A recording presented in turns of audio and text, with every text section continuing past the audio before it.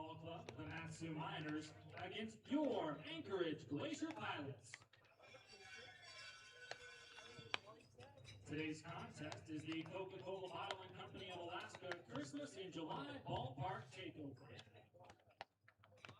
We thank the Odom Corporation and the Coca-Cola Bottling Company of Alaska for their support of Anchorage Glacier Pilots Baseball.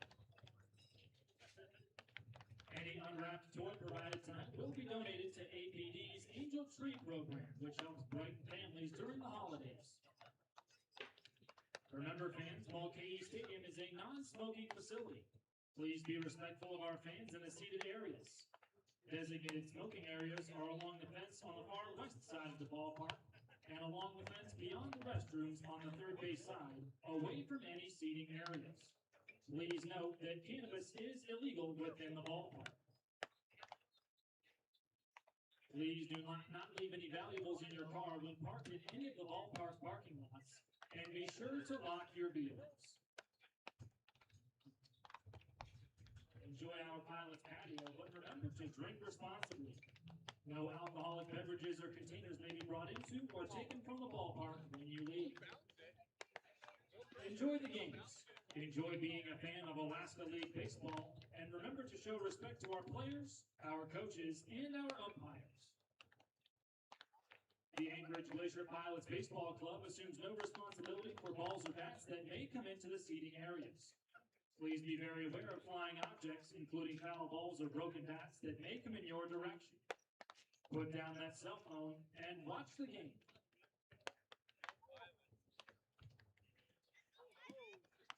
All announcements during today's game will be brought to you by the... Good evening and welcome to Mulcahy Stadium, where your Matsu Miners have gone down the road to take on the Anchorage Glacier Pilots. Kaden Bessent along with Ben Cameron, and we're getting ready for game one of a brand new week. Miners play 6 in the next 7 days, and they've got a Pilots team that's won 2 of their last 3, maybe getting a little hot from last place. Yeah, maybe this is the worst stretch. You want to see them play a 3-game stretch, because at the beginning of the year they were struggling. I mean struggling. They were 3-13, but now they've started to pick up pace, but so far for the Miners, so has the offense. Yeah, and for that offense, they've been scoring runs. They've been hitting the baseball and knocking guys in when they're on base. Totally different brand of baseball than what we've seen all year. What do you expect from this offense today? Just you got to keep it going, keep the ball rolling. Your last 2 games have probably been your best offensive performances in league play. I know they had another game against the Pilots where they scored 7, but I think the last 2 games, I mean, they got 12 hits. They only scored 4, and then they only got 6 last night, but then they're able to score more. And so, yeah, just got to keep it going. And then been out of character games for the pitching last couple of games, so just kind of pick that back up. But I think they're good.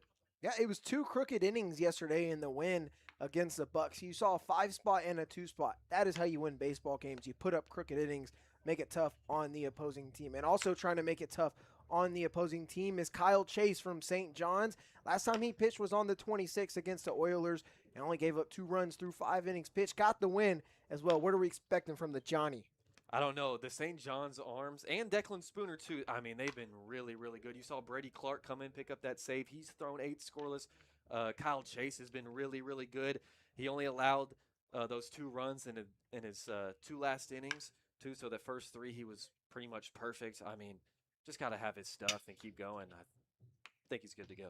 And we'll see if that is what happens. It's the last place Pilots here at Mulcahy Stadium against the tied for 3rd place Matsu Miners. First pitch lineups, 9 innings of baseball coming up after this.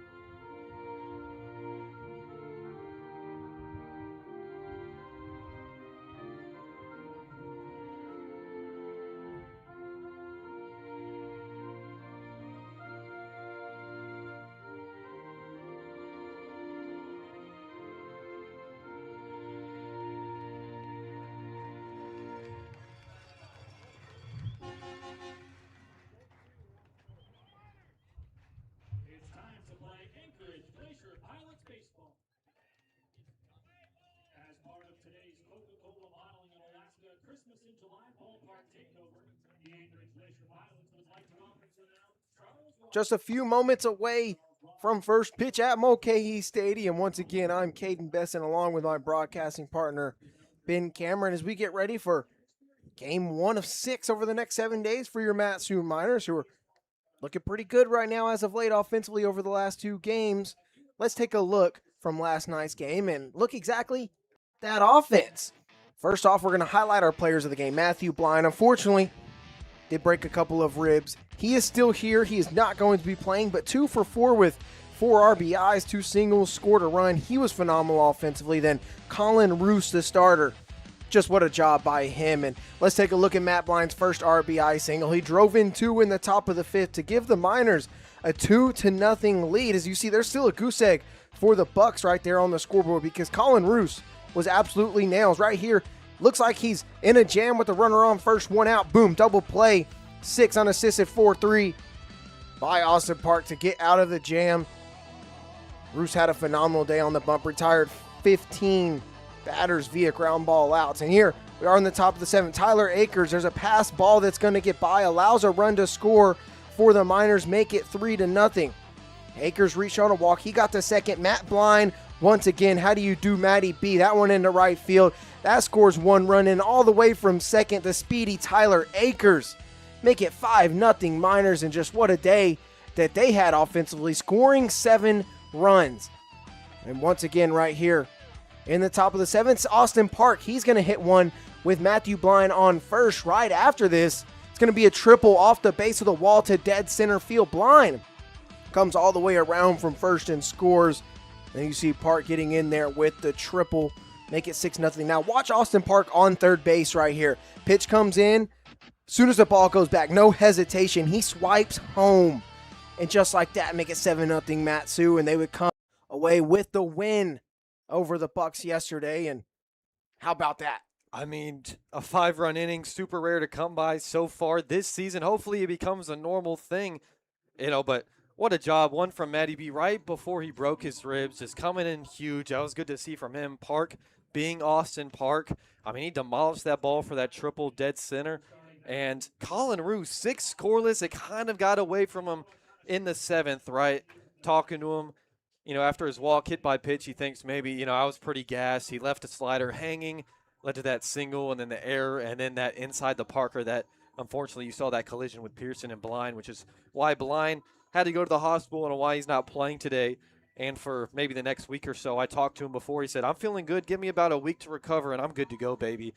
But, yeah, the Miners just looking to continue things on, keep the ball rolling. Yeah, you love to hear that Blind is not going to go anywhere this summer. He's just going to try and heal up as soon as possible. Rib injuries, just kind of have to sit around and wait. On the bump for the Anchorage Glacier Pilots will be a guy that we've seen before. It's Kainoa Kaneshiro. The freshman right-hander stands 5'8", 162 pounds, out of University of Nevada, Reno, hometown of Pearl City, Hawaii. And for Kaneshiro, this will be his last appearance in the ABL. He will be going back home, celebrate some family, celebration of life for his grandfather. His first pitch to the leadoff hitter, Will Godfrey, is low for a ball. Kaneshiro, he's going to show us that 4-seam sinker, slider, and changeup. And back on July 1st, he threw 4 innings scoreless against the Miners, only gave up 2 hits. Walk 3, struck a guy out as well. Will Godfrey's going to hit this one the other way into left field for a base knock. Leadoff runner is on for the Miners here in the first, and how about that for Will Godfrey? He was 0 for his last 11 at the plate, was hitless, hadn't got a hit since the 26th. Second pitch he sees today, shoots it the other way. Oh, there you go. Continues to get on base. I know that feels good, right? You mentioned that 0 for 11, and they want to get something going early on, especially against Kaneshiro, who's been very successful against the Miners. 7 scoreless in 2 games. First one to Austin Park. Will miss. Low for ball. Also Kaneshiro, he has 5 2/3 scoreless versus the Miners this season. He has been very tough as an opposing pitcher for this Miners lineup. But here's a dude that leads the ABL in batting average at .389 right now. Austin Park now hitting second in the lineup for the second day in a row. As that 1-0 skips in front of the plate, Godfrey Reads it beautifully, and he's got a free 90. Good read right off the bounce. Took off immediately, no hesitation. And for the Miners, you just saw Godfrey lead us off. Park hitting second. Hitting third is Alexander Pearson, the DH. Cleaning it up, Declan Spooner at catcher. Jackson Babcock hits fifth in right field. Will Millard hits sixth in left field. Chop foul by Park. Hitting seventh, Canyon Millard. He's at first base. Hitting eighth is Diesel Toth at second base. And rounding out the order is Tyler Akers in center field. And finally got some umpire names for you. Behind the dish is the new crew chief of the ABL. Just got here for the rest of the season. Ethan McCraney at first. Mike O'Leary. And at third, Danfer Weiniger. Three-man crew this evening here at Mulcahy Stadium. 2-1 to Park from Kaneshiro. Off the hands over towards Hefner at second. He'll fire over to first, but Godfrey moves up 90 feet. There's a runner on third with only one out. Not a hit in the box score, but that's perfectly executed, hitting behind the runner. Now you got a guy on third, one out. That does bring up Alexander Pearson, the DH. He was 0 for 4 yesterday, but first at bat of the day for him yesterday. He had a towering fly ball to left field that was just caught in front of the wall. He's got power, especially to go the other way. He has the lone league game homer for the Miners.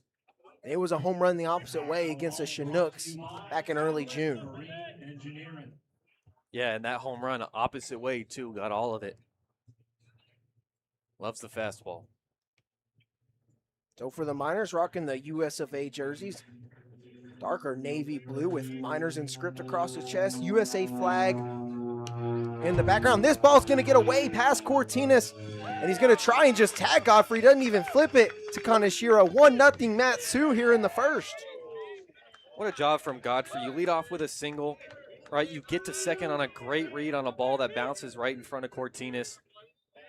You get to third on Park, and then you just score on the wild pitch. How about that? The Miners jumping out to an early 1-0 lead here with only one out. So they're empty for Alexander Pearson. It's a 1-1 count to him. Kaneshiro just misses upstairs there. Mentioned he's thrown 5 2/3 scoreless. He officially gets 6 scoreless off on the Miners, but that run from Godfrey changes that. 2-2 now to Pearson from Washington, Husky of the Big Ten. Yeah, hopefully this next spring he gets more ABs.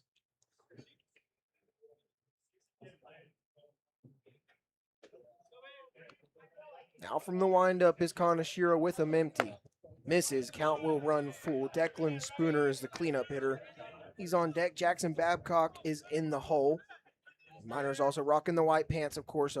Their hats will be navy blue, same color as the jerseys. And for the Pilots, they're rocking the blue jerseys with Pilots in script lettering across the front. White letters, white numbers, and hats. They've got the tritone blue in the back and white in the front with the Pilot logo on the front. Nice little Pilot logo that they've got there. Is a 6-pitch walk to Alexander Pearson. Don't even pick up the bat off your shoulder there. Reaching first. That brings up a guy that Ben talks about as a part of the pregame. The St. John's guys, 2 pitchers, and then Declan Spooner, the catcher, have just been really good for the Miners this season. Spooner now second on the team in batting average. He was 2 for 3 last game. A couple of singles, walk, and a run scored. First pitch chopped right over the head of Kaneshiro. Going to be a tough play for Hefner. Not going to be in time over at first. He digs it out. 1 out infield single. Put him on first and second.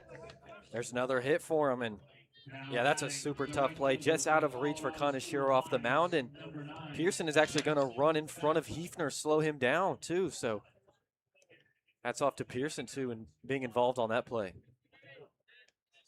Miners something brewing early in this game, and this offense looks totally different over the last 2 games than we've seen so far this year. Babcock sees a ball from Kaneshiro. He pinch hit in yesterday's game for Matthew Blind after he left the game also came in the outfield for him to field his position. Babcock went 0 for 1.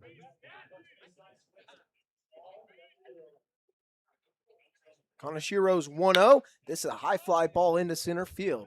Pearson not going to tag up here as it's caught by Gianni in center field.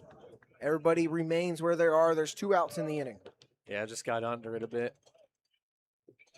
Now batting the left fielder. Now that'll bring up Will Millard. He did not play in yesterday's contest, but on Friday, he went 1 for 5 with a double. His third leads the team now. The vet, as head coach Tyler LeBrun referred to him as, the junior from North Alabama. There's strike 1 at the knees. Will Millard, from O'Fallon, Illinois. Getting ready for a senior year. It's a part of now the UAC. The WAC is dead, unfortunately. The ASUN combines with them to make United Athletic Conference. Kanashiro's 0-1. This one's going to be hit into the alleyway. Going on is Gianni. He's going to make a sliding grab. Our field umpire, Danfer Weiniger, says that Gianni held on to that one. What a sliding play to end the threat for Matsu in the first, but they do strike 1-0.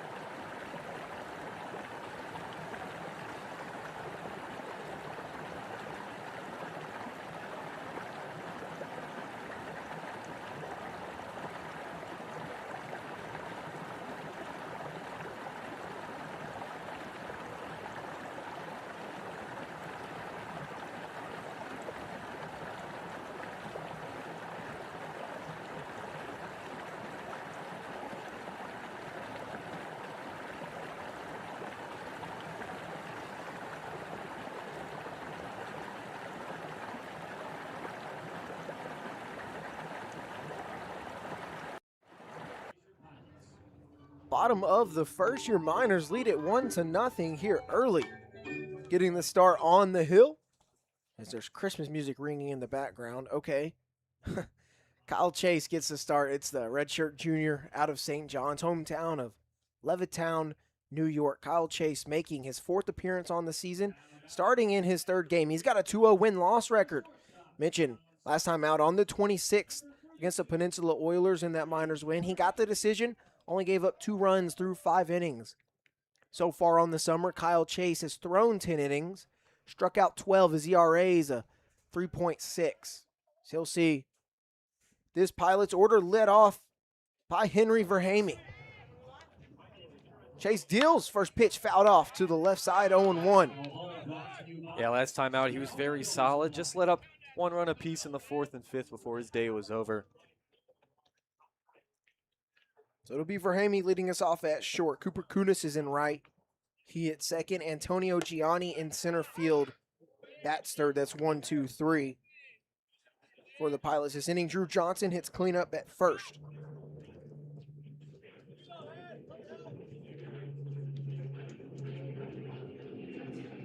Oh, 2 misses. Upstairs and hitting 5th is Braden Horn. He's a DH today. Nick Cortinas hit 6 at the catcher spot. Jake Dahl hit 7th and left. Hefner hits 8th at second, and Blaze Sizz at 3rd to round out that order. But it's Verhamy, Kunis, and Gianni to lead it off.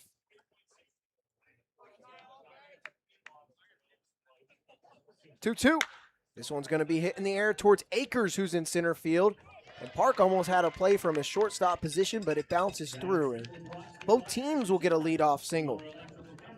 Yeah, just off the end of the bat, just able to bloop it in there. Now batting for the Pilots, the right fielder from Sierra College, number 14. So if you're Chase, you did your job. You got weak contact, but unlucky there. At the 10th hit given up this summer by Kyle Chase. Now Cooper Kunis digs in. Runner aboard at first. There's ball one.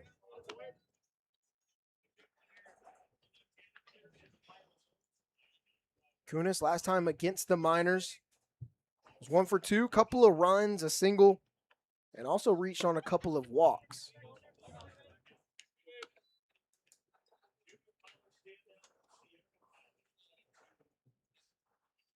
Yeah, Kunis has been good for the Pilots. Second on the team in hits.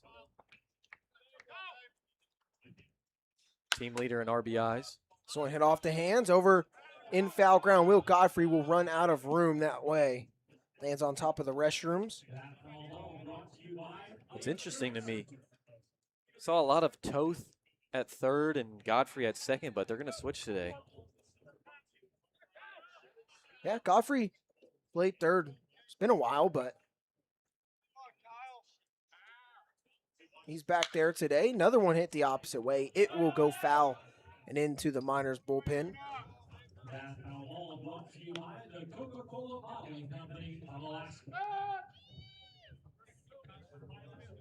So with Kunis aboard right here, Gianni is on deck. Johnson awaits in the hole after Verhami's leadoff single here. Bottom of the first against Kyle Chase.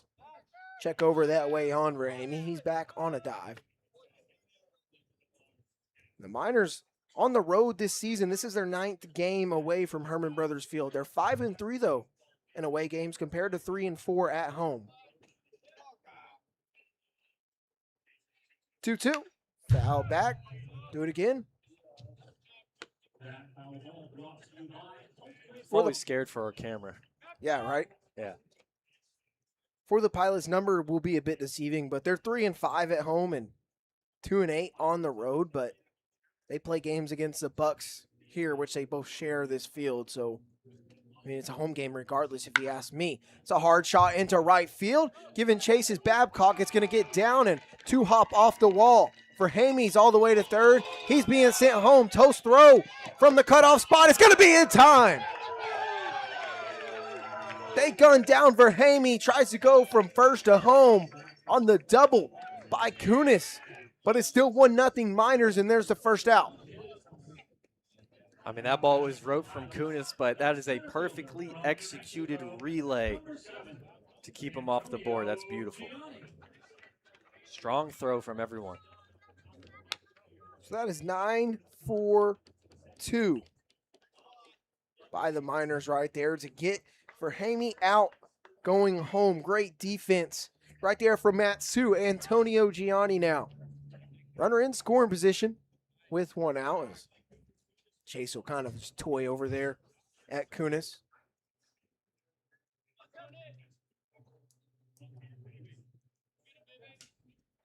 Last time these two squads played, Gianni went 1 for 4 with a single and a run. This one's going to be fouled off to the right side. Kunis continues to do good against the Miners. All I've seen him do is just hit, and drive in runners. Almost did it right there.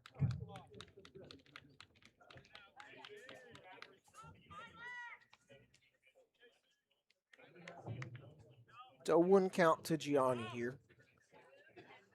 Chase takes a look over at second.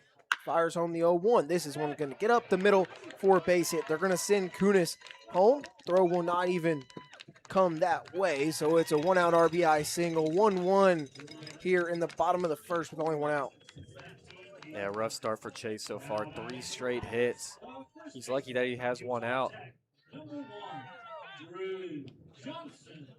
Very well could be a 2-1 ball game now. And talked about this Pilots team. They've been playing a lot better as of late. It's the best baseball they played this summer, Mitch, and they're in last in the ABL. They've won 2 of their last 3 games, though, in league play. There's a ball to Johnson, and the Pilots scoring 4 runs a game. Miners just a bit lower at 3.7. But even despite the losing, the offense has been better for the Pilots than for the Miners. But as of late, also, the Miners' offense has scored more runs, and they've got the #1 pitching staff in the league. So that certainly helps when you don't score a lot of runs. I will say these past couple of days when the offense has taken a leap, I will say the pitching staff has taken a back step. So you see the potential that both sides have. They just got to put it together at the same time. It's a dribbler to the left side of the mound. Chase will field it from there. Flip over to Millar at first. 2 outs in the inning, and Gianni moves into scoring position. There you go. Now you got 2 outs. Don't worry about that run or try to force anything. Good job to bounce back after 3 straight hits, too. Just get weak contact. Now it'll be Braden Horn with a man aboard in scoring position, but 2 away here against Kyle Chase. Chase will work from the first base side of the rubber against the righty Horn, excuse me. Horn's got the 3rd best average in the ABL right now at 333, and last time against Matsu, he was 1 for 3 with a single. That's pretty accurate when you match it up with his average, 333, 1 for 3.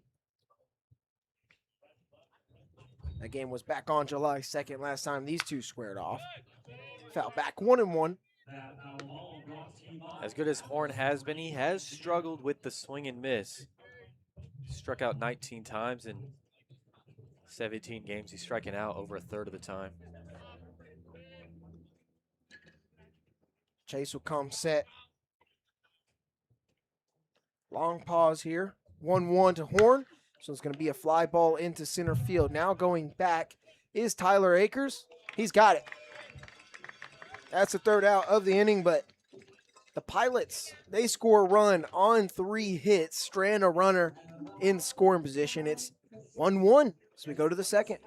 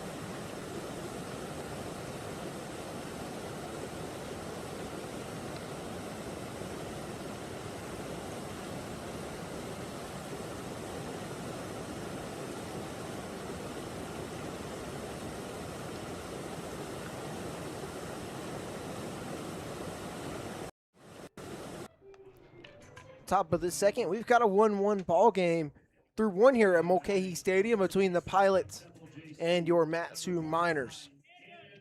Due up, it will be 7, 8, 9. Canyon Millar will lead us off. Diesel Toth and Tyler Akers will follow.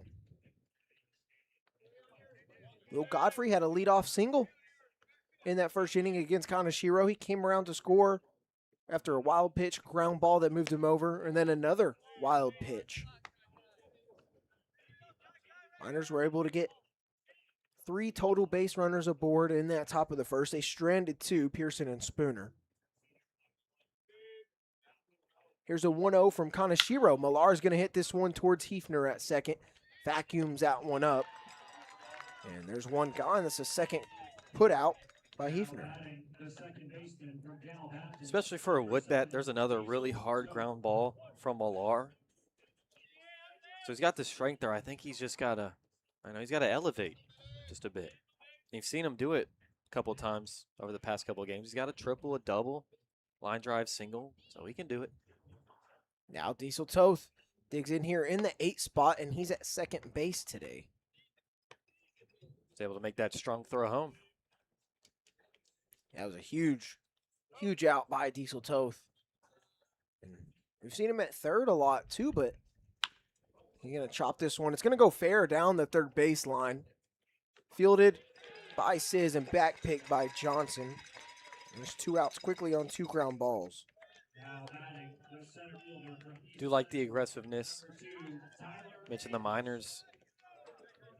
Get on base a lot compared to their batting average to other teams, right? And I like to see him swing the stick sometimes. Well, I was saying the problem for Toth has not been the arm strength or really the fielding. He's been fine at third. He showcased the strong arm strength from the hot corner, and he showcased it in that bottom of the first. Now, Tyler Akers will foul off a bunt here, and Akers 0 for 3 yesterday with a walk. Did score a run, a couple of strikeouts as well. Saw him come up in some big moments in yesterday's game.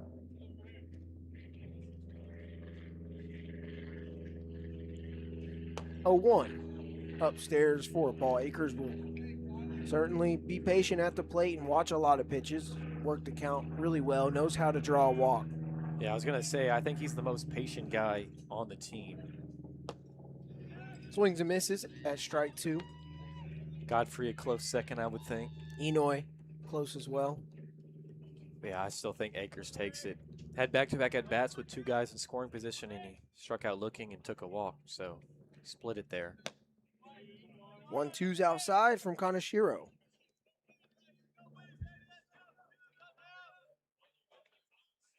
Akers just finished up his junior season at East Central University in Oklahoma. 2-2. Outside runs full. Akers plays football as well at East Central. He got 4.3 speed. Hometown of Springtown, Texas, but he may tell you Azle as well.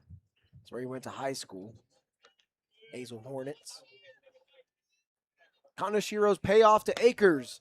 Inside, ball 4, 6-pitch walk. Miners have a 2-out base runner. 2 outs too, so I expect to see him on the move. It's going to be hard for Cortinas trying to throw Akers out, so try to go from 2 quick outs to plating a run, maybe steal second. He's the guy who can possibly steal third, but anything in the outfield, if he's on second, you best believe he's getting in there. Now for the second time in as many innings, Will Godfrey. They know Akers got that speed. Kaneshiro will look that way. Definitely. Remember on Blind's second 2 RBI single, I mean, he smoked it, right? He got to the outfield fast, and Akers was still able to get in there. Akers takes off for second. That pitch is outside. Throw down will not be in time. Make that 4 stolen bases and 4 attempts for Tyler Akers here in 2026. Yeah, nowhere close. Cortinas should have just held on to it, too, because you never know. Throwing error can get into center field, and Akers takes an extra 90. He should have just known he had no chance. 1-0 to Godfrey is low and inside, 2-0. Good take on that changeup. We just said it. He's going to be patient. Hey, mentioned before that single, he was 0 for his last 11, but he had walked 5 times. Akers dancing. He takes off for third. That pitch is outside. Throw down that way. He's not going to be in time. 2 stolen bases here in the top of the second. And that's 5 on the season for Akers. Just like I said, I expected him to steal second, and I was pretty sure they were going to try to steal third since there's 2 outs. Trying to get something cooking with 2 away. Leadoff man in the box right now. It's Will Godfrey. 3-0. Well outside in the righty's batter's box. 4-pitch walk. Godfrey's aboard for the second time. What a way to turn around this inning. You kind of have Akers as a second leadoff man because him and Beef back to back, you have the two of the three highest on base percentages on the team. And now you have best hitter in the ABL right now. Man that leads ABL in average, grounded out to second back in the first inning. They're on the corners with 2 outs, so for Austin Park. Kaneshiro tries to go with the slider on the outer half, just misses.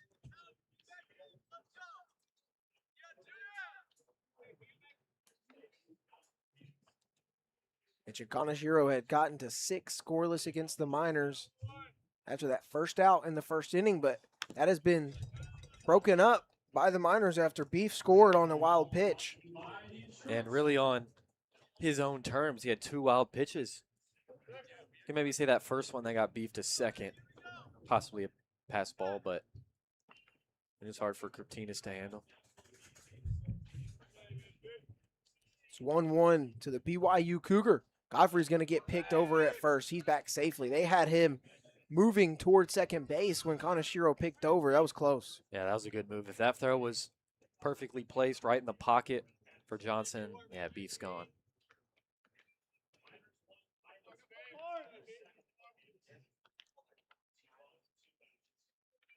One now. That's a base hit up the middle. Akers will jog home and score. How about that? 2-1 Matsu, and we're only in the second. They answer right back. There you go. 2 quick outs. You get a walk from the fastest guy in the ABL, able to steal 2 bags, and then just a base knock just like that.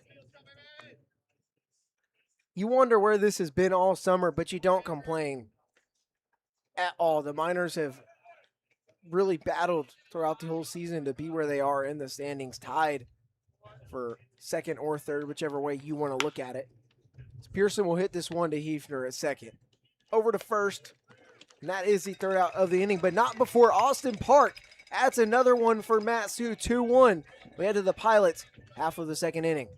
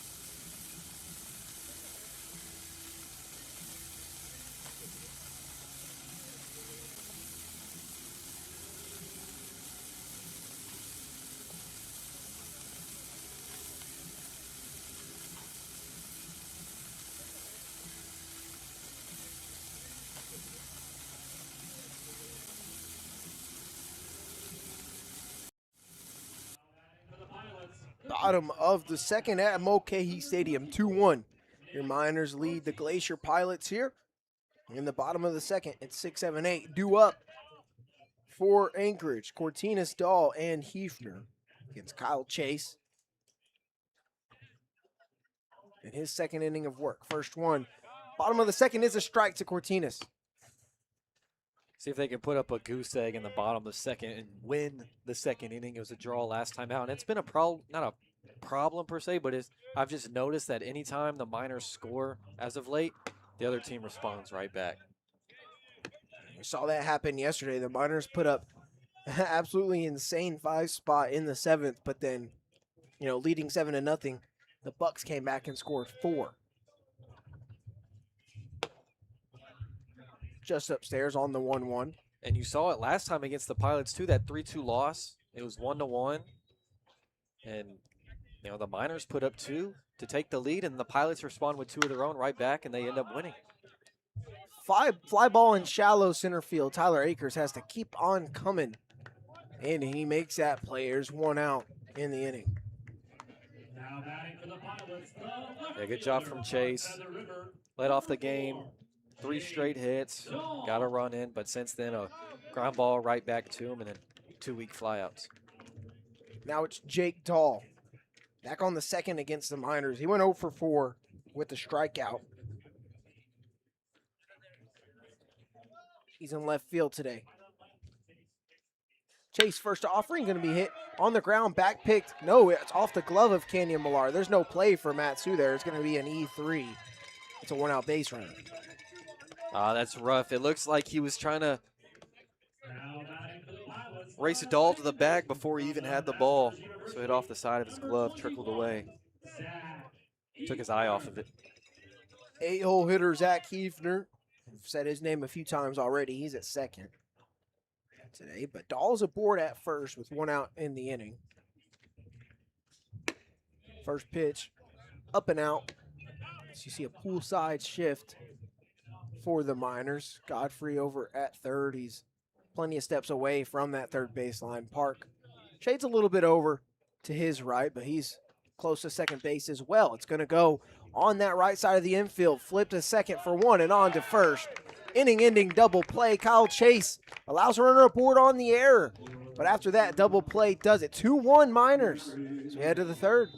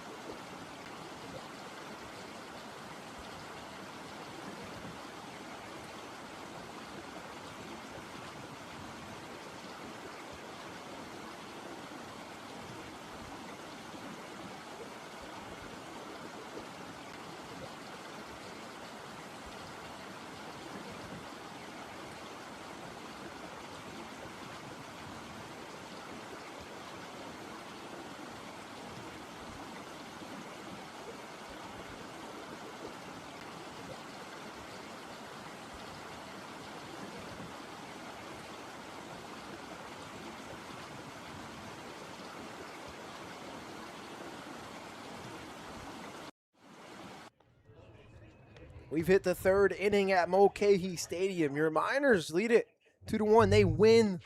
The second inning has been dubbed it. They score 1 in the top half and put up a goose egg in the bottom. Quick 1-2-3-2. That's always awesome. Spooner, the cleanup hitter, leads us off 4-5-6 for the Miners in this third. Kanashiro's first one to Declan is fouled off hard the other way. I'll tell you what, this sun is beaming. Yeah, it is. It was super cloudy yesterday.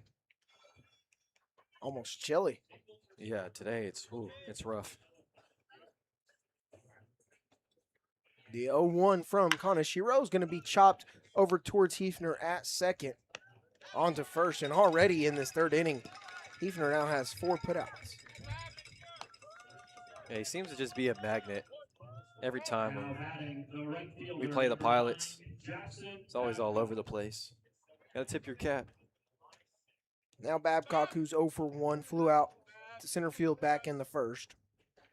Something about the defense over at second base against the Miners. There's ball 1. That is a Tate Green of the Chinooks reference, if you're wondering. And Sammy Lopez, too, for the Oilers, played really good defense when they were in town. So many lefties, the ball gets hit that way so many times, too. Yeah, much more often than other teams. His team has the most. Will Alara. 5 of the last 5 outs for Kaneshiro, ground balls. Now Will Millard, who also flew out to center field back in the first.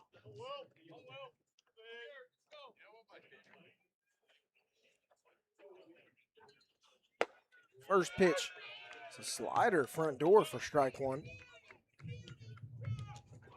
Now there is 2 outs, but think back to the top of the second. Miners got 2 quick outs on 2 ground balls, same thing as this inning. And then the next 3 guys reached and a run scored. Millard hits this one hard into right field, but it's right towards Cooper Kunis. Right in front of the scoreboard shadow for the 3rd out of the inning. 3 up, 3 down. Go Matsu. We head to the bottom of the 3rd.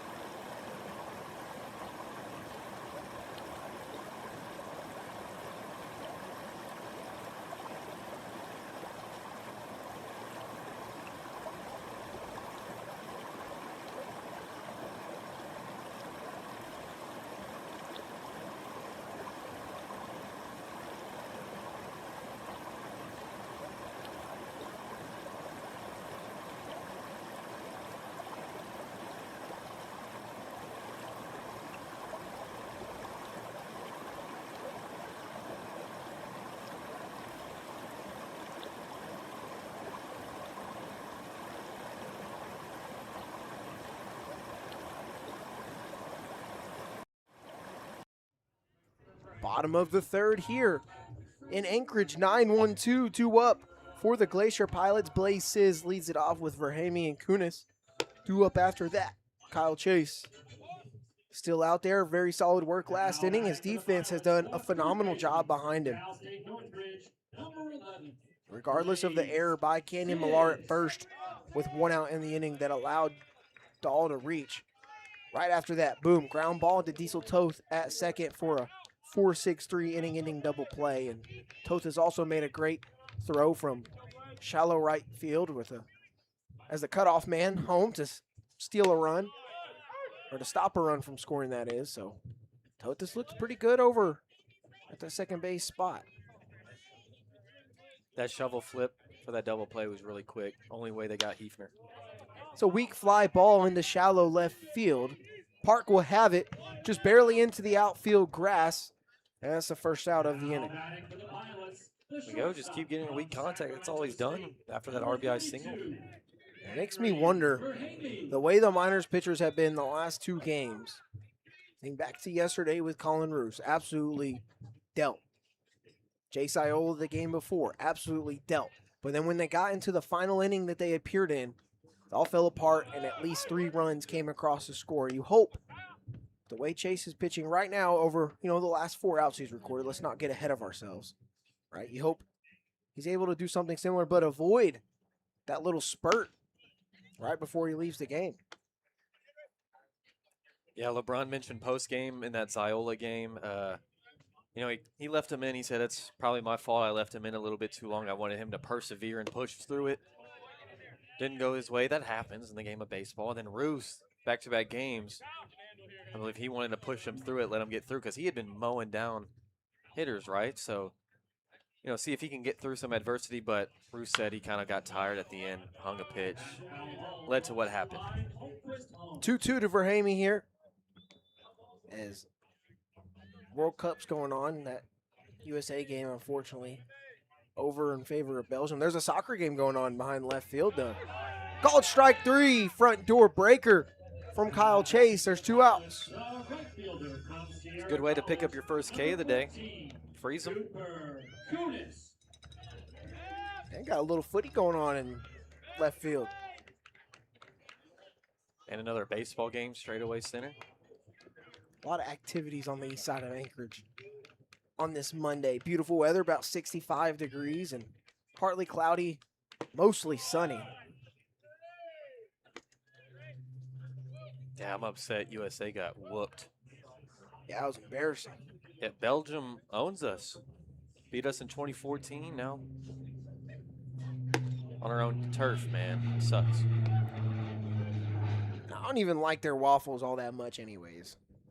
Yeah, I agree. They were never that good. 1-1 to Kunis, who doubled and scored back in the first. It's 2-1 now.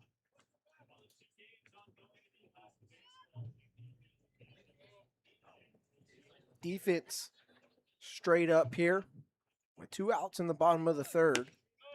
High and tight, 3-1 now.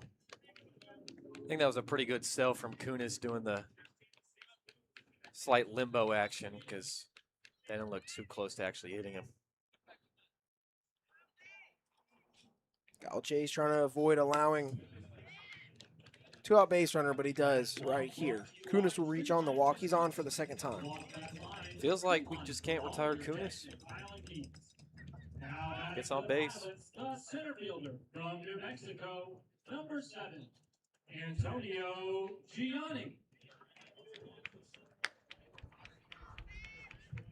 Now it'll be Gianni here with 2 outs and Kunis aboard at first. It's a 1-run ball game. A lot of offensive action early here at Mulcahy Stadium. First pitch fouled off to the right side, now to play.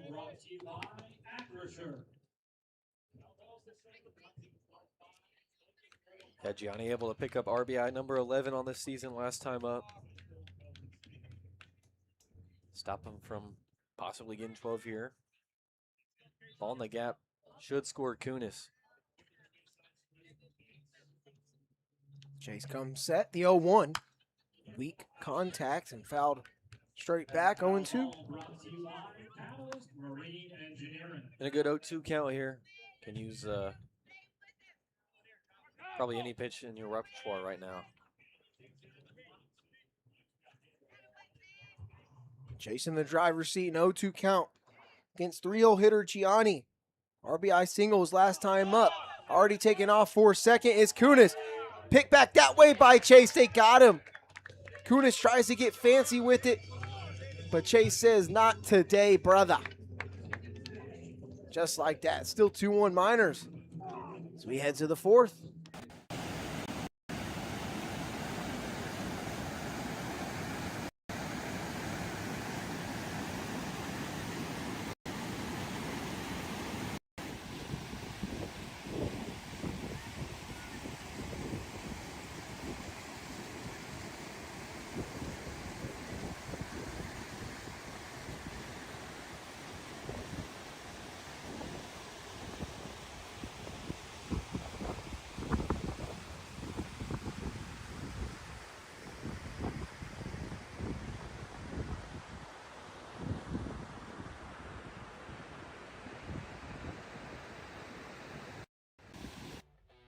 Let's take a look around the Alaska Baseball League. The Chinooks and Oilers knotted up at 11-8 with each other, tied for first, as they're taking on each other right now. Chinooks up 1-0 in the top of the first over in Kenai. Miners 8-7, Bucks 10-9. They're tied for technically third place right there. And then the Pilots 5-13, 5.5 back of first, only 4.5 back of the Bucks. They've been playing great lately. Let's see how they do here. They're in a tight one with the Miners right now. We've hit the fourth inning. 2-1 Matsu. Kenny Millar, 7-0 hitter, leads us off. Toth and Akers due up afterwards, and Millar leading off for the second time. Led off back in the second, where the Miners added on that second run. Millar and Toth went down quickly on 2 ground balls. Kanashiro's first one to Millar. Outside, misses with the first pitch sinker. Yeah, Millar grounded out last time, 4-3. Hit it hard, got some good wood on it, but did roll over. 1-0 chop foul on the right side. Millar grounded out to Hefner at second last time up. One thing for him, he talks about how well he can swing the bat, how hard he hits the ball. His dad told us he's not too worried about results, right? He doesn't want baseball players or his sons to think results oriented, but maybe just approach and execution in certain situations against certain pitches.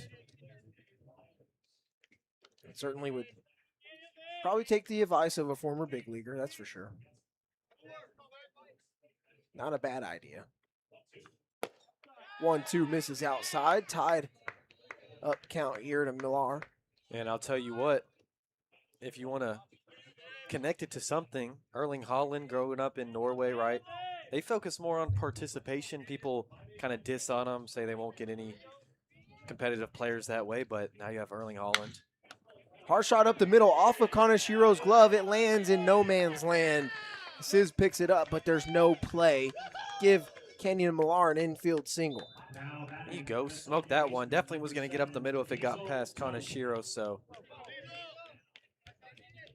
good job from the pitcher, just trying to get a glove on it, but it doesn't work out for him. And another hard ground ball from Millar there. Now Diesel Toth. Grounded out to third last time up. Shows bunt. Goes foul on the left side to the Miners dugout. And going back to the Haaland thing, just for people if they're not soccer fans, probably a top 2 goal scorer, if not the best in the world. And, you know, that's kind of how he was brought up, so. Tosho's bunt again. This one laid fairly. Siz going to barehand it. Throw all the way over to first. Is in time by half a step to get Diesel Toth, but job well done as Millar's in scoring position. What a play. That was the most perfect bunt you could have put down if you're Toth, right? It gave you the best chance to not only get the sacrifice bunt, but get an infield single, and what a play from Siz over there. Don't call me crazy, because Tyler Akers laying one down to the third base side is not the wildest thing in the world right now. If that was him laying it down, no disrespect to Toth, Akers would have been there easily. Shows bunt, third base side, but foul. Yeah, good idea. Even if Siz over at third was in front of third, but right there, first pitch to Akers, he was about a step or two back behind third. If you're Akers, that looks like free eats, honestly. Yeah, I mean, the way Akers reads that is, oh, he's just letting me hit the ball here and get on base for free. All I have to do is poke it down. Even right here, a step in front of third, Akers has got the speed. Is 0-1 to him. Doesn't show bunt there, it's a ball. And that one Toth laid down, I think by the time Siz grabbed that with his bare hand, Akers might have already been there. Again, that is just to tell you how fast Tyler's Akers is. Yeah, he just causes disruption. Kanashiro's 1-1. Breaker in there for a strike. Nice slider dropped in there. Yeah, that's just a pitcher's pitch right there, backdoor slider.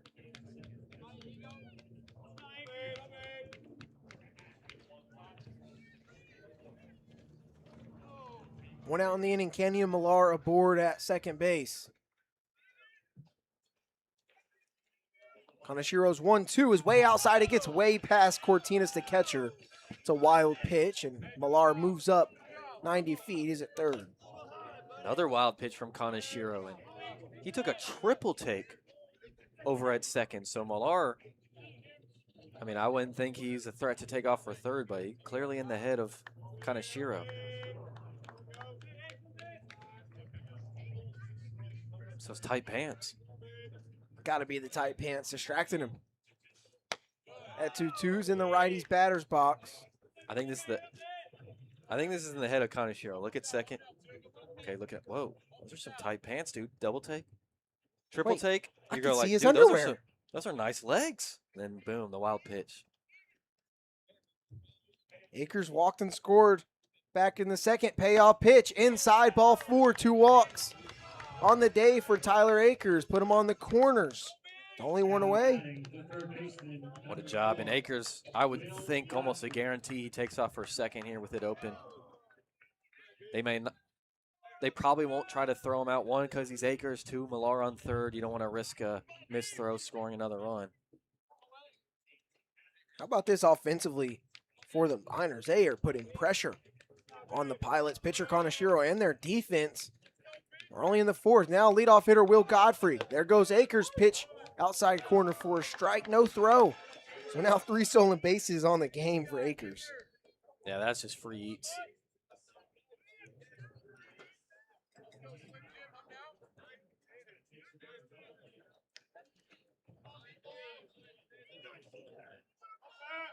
Oh, 1. It's a hard shot towards Hefner. Gets over his glove as he leaps for it. Millar comes home to score. Akers has to hold up at third, considering that could have been a line drive out. But hey, 3-1 Matsu. Will Godfrey comes through. That's his second hit of the ball game. What a job from Godfrey in the leadoff spot. I mean, he was 0 for his last 11. I know we've mentioned that multiple times, but now he's 2 for 2 with a walk. All right, bat finally starting to heat up when he does swing it. I know he already does get on base a lot, and that might be the only time Akers doesn't score from second on a ball in the outfield where he has to pause. Swinging strike 1, but it gets away from Cortinas. Tyler Akers comes home to score. That's Cortinas' fault. That one just in and out of his glove. Now 4-1 Miners. That also works. I mean, just Kaneshiro and Cortinas so far already through 3 1/3 have given up so many free passes. Free 90s. Godfrey now at second base with 1 out.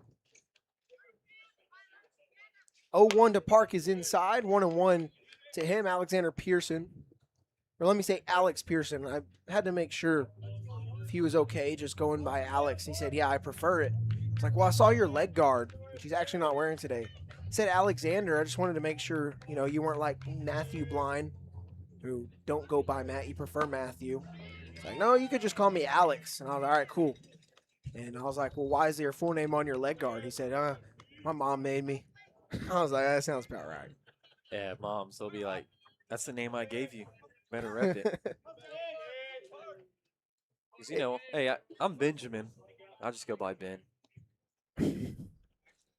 1-2. Godfrey takes off for third. That one's inside for a ball. Throw down to third is not in time. Beef swipes third. Oh, my goodness. Okay.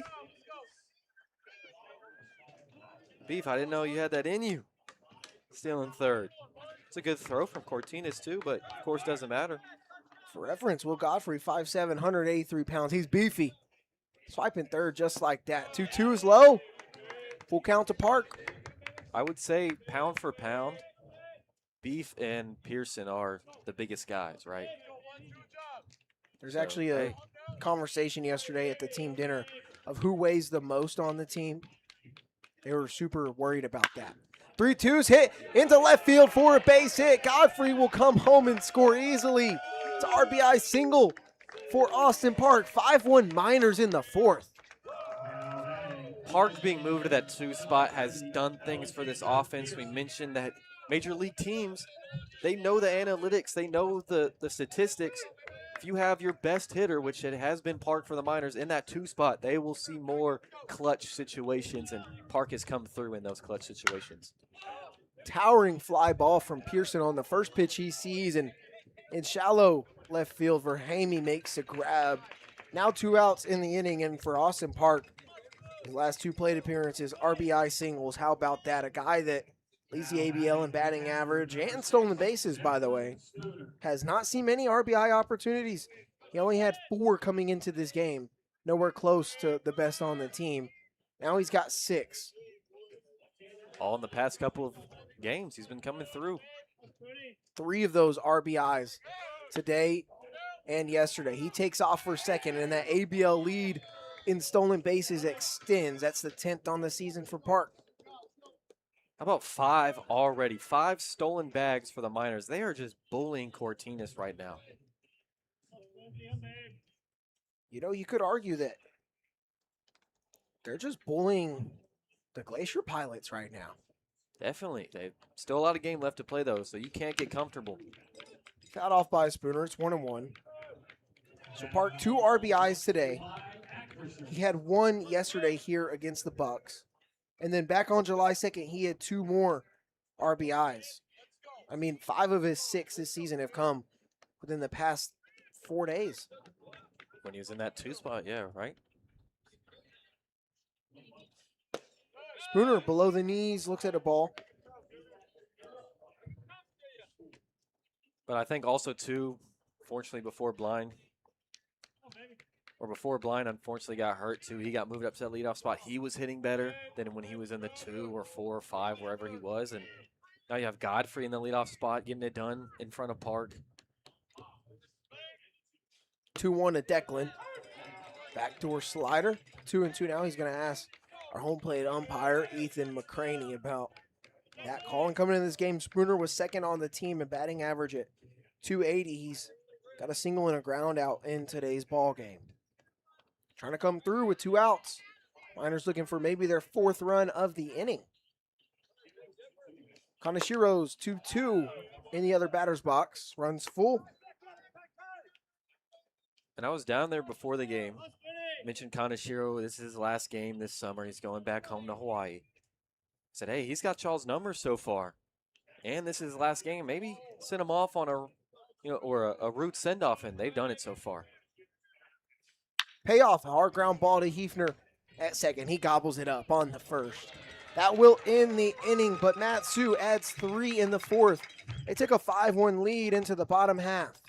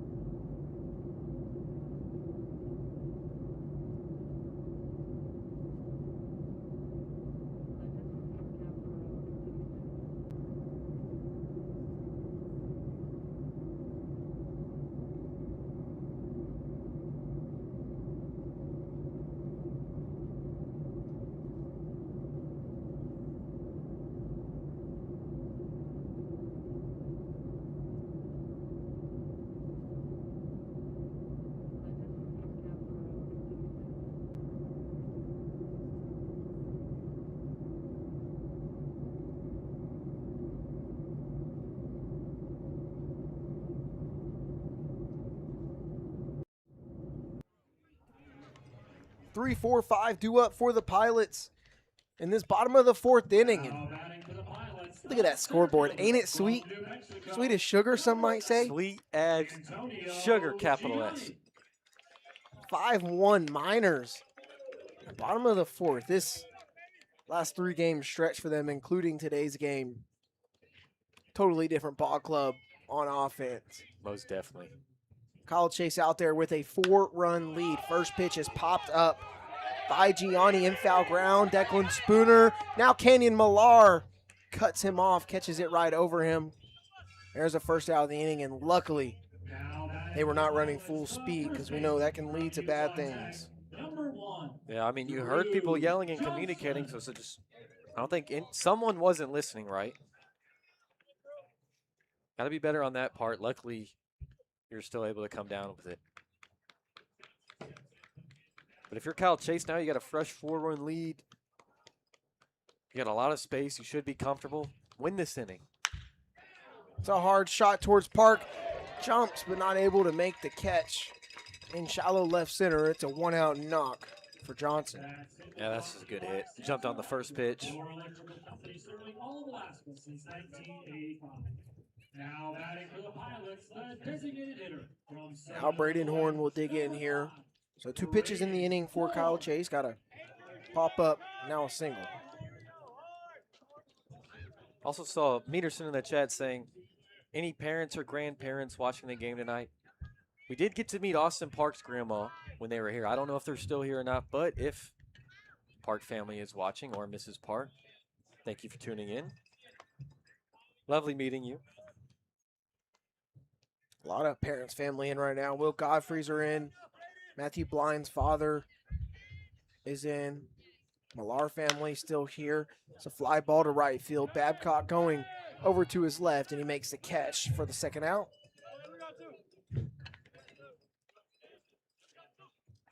The Roos family is here. Akers family is here right now. The Roosters? Yeah, I didn't know they were here. I met Mrs. Roos last night. Dude, I missed it. The Enoy family is here. Yowitt family is always here because he's from Eagle River. First pitch inside for a strike to Cortinas. So, yeah, there's a lot of family up here right now. He chose right around July 4th to come up here to Alaska. Good time. Diesel Toth's family has already been up here. 0-1 is a fly ball. Shallow center field. Who will it be? Parker Akers. It is Akers. Quick. 3 outs here in the inning despite the 1-out single. 5-1 Matsu. So we go to the 5th inning.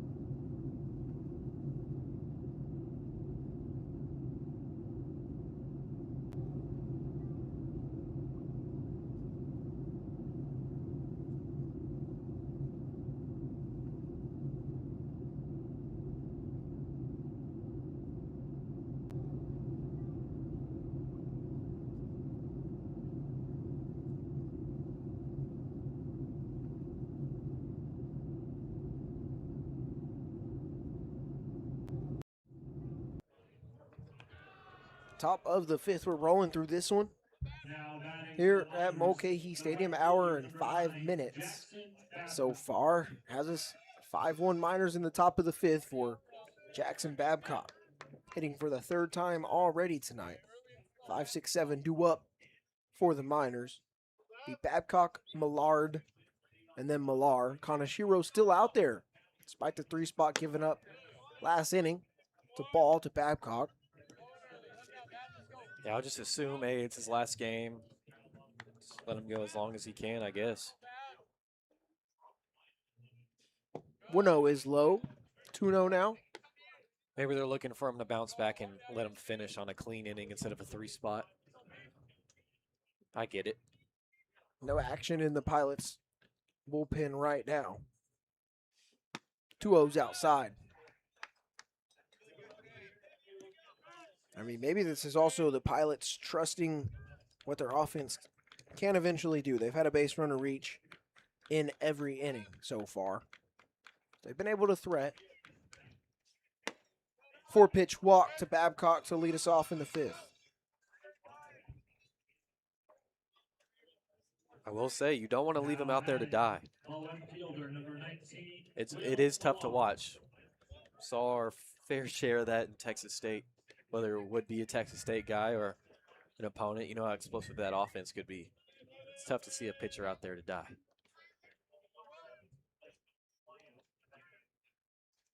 Now Will Millard. First pitch in there for a strike. Millard flew out to center first time up and flew out to right field back in the third. But if you look at the numbers, he is the best hitter on the team on the road. Certainly brings the wood with him. It's 1-1 now to him. So you could say Millard's packing wood, dude. Absolutely. I can see it. Got a couple bats with him. He's always carrying the bat bag. It's a dude who loves some wood. 1-1 hard shot into right field. Kunis will give chase towards the foul line. It will go foul, though.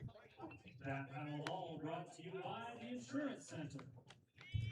Got to have the guy who just, hey, I'll pick up the big and heavy wood bag, Yeah. It always gets left, and a coach has to go, yo, who's getting this wood? And Millard's like, I'm that guy. I'll get the wood. 1-2. Skipped in front of the plate. Yeah, Millard's the big wood guy.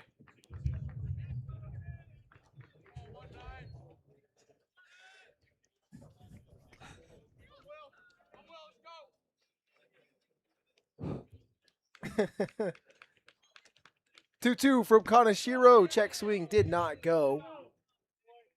Full count now.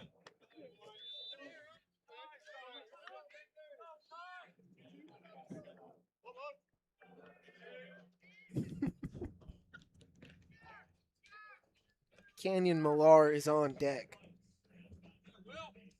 Diesel Toth in the hole. Babcock reached on a 4-pitch walk. He's on first. He takes off for second, but it's a walk anyway. So back-to-back walks for Kaneshiro here in the fifth. Now batting the first baseman, number 29. They leave him out there. Just got to punish him. Pound him into the ground. Don't get complacent with a 4-run lead, right? There is action in the bullpen for the Pilots. We're going to have a conversation, maybe even a change here. Mentioned Kaneshiro had not given up a run in his first 2 appearances against the Miners, and in the first inning they struck. Now they've scored 5 with no outs in this top of the 5th inning. Certainly figured him out at some point, or maybe it has something to do with that offense coming around.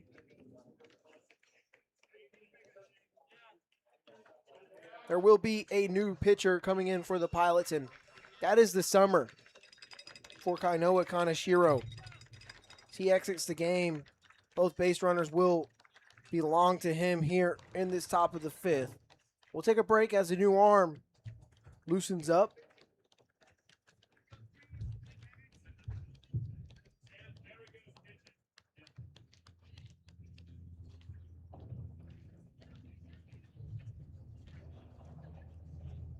Pilots fans, this is the SL Fire Systems call to the bullpen. Now on the mound for the Anchorage Glacier Pilots, the right-hander from Waldorf, number 19, Drew Perigo.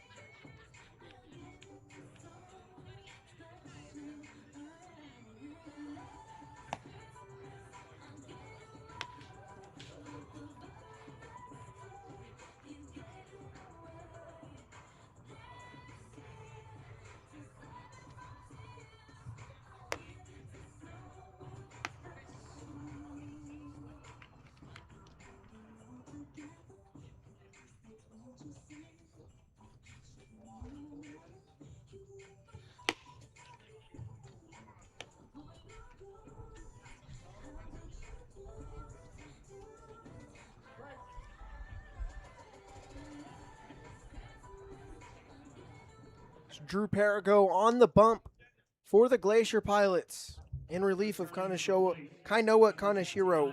Perigo pitched against the Miners back on that July 1st walk-off win for Matsu.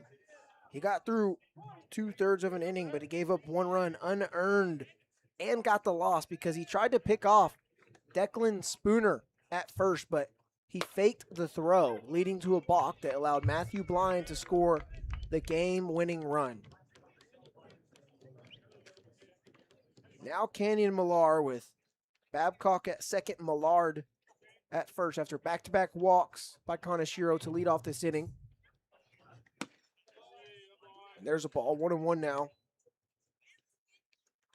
Want to see Millar build off that single he had last inning to lead off. Because he's been getting hits here and there now, but he hasn't been able to get a multi-hit game. I want to see that. Singleton scored back in the 4th. First guy to come around of the 3. Here's a hard shot into right field. That is going to get down for a base hit. Rounding third is Babcock. He'll come home, and all the way into third is Will Millard. 6-1 Miners, and there's the second hit for Canyon Millar. It is a multi-hit game. Atta boy. That ball was smoked. It just, you kind of see it die down. Good job from Kunis to cut off and prevent Millard from coming around to score, but that ball was smoked. Love to see it. Perigo welcomed into the game with an RBI single.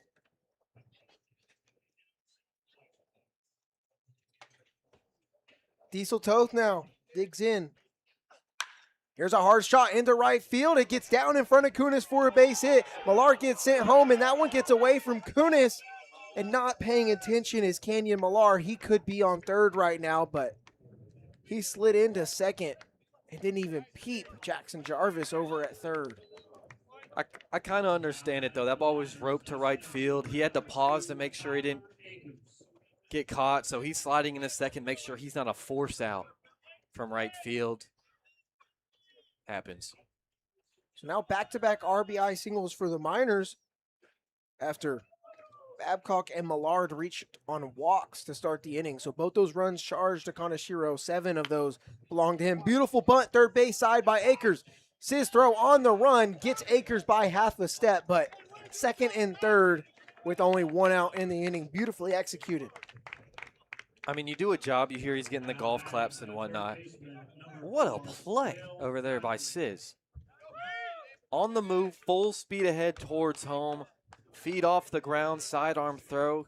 That's 2 big league plays he's made over there at third, I will say. Pilots finally get the first out of the inning, but the first 4 reach.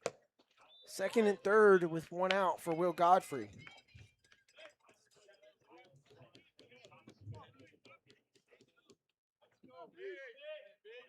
Beef is 2 for 2 today. His third plate appearance, he reached on a walk. He's got 2 runs scored and an RBI. He'll fall behind 0-2 here. Back-to-back games have gotten 7, too. They're super close to setting a new season high in league play. This offense for the Miners is absolutely just erupted for the last 4 days. No telling where it came from, but sometimes you don't ask questions, you don't complain. I don't know, halfway through the season, sometimes you just get a sugar rush, right? You kind of get things going.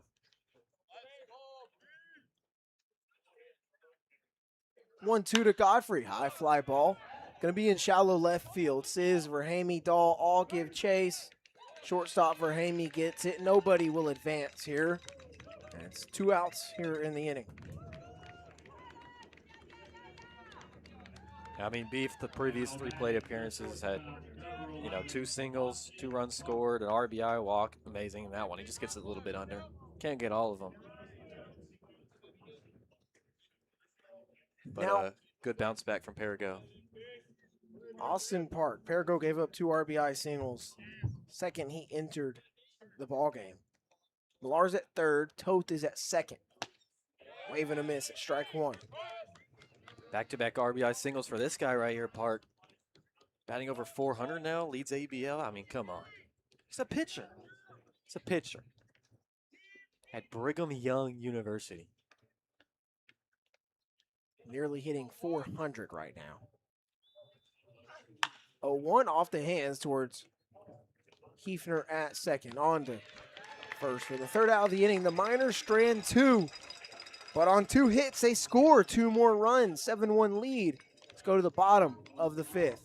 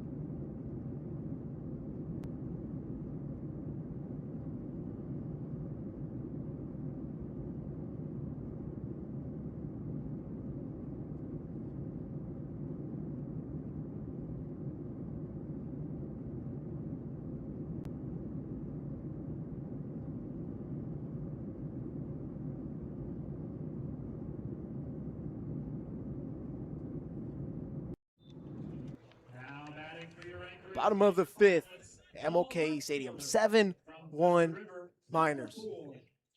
I'll say it again, 7-1 Miners in the bottom of the 5th. They have erupted. This is the second time this year they've scored 7 against the Glacier Pilots. The first meeting of the season ended in a 7-2 Miners win. Trying to go up 3-1 on the Pilots in head-to-head play over the ABL season. Jake Dahl looks at strike 1 from Kyle Chase. Only 44 pitches. Now 45 through 4 innings of work.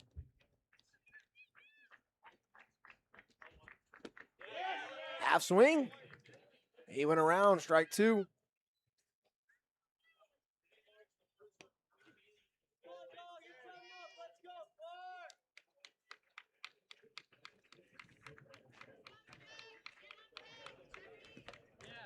Downstairs for a ball.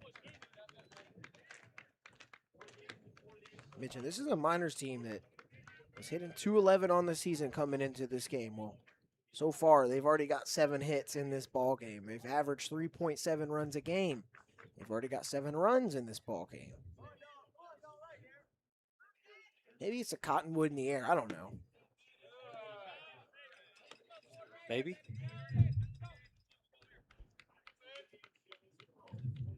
Just good to finally turn a corner.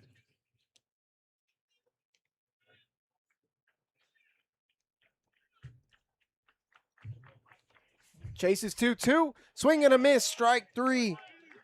Now, that's only the second strikeout for Kyle Chase, but he continues to roll here into the bottom of the 5th. From the Masters University, number 21, Zach Hefner.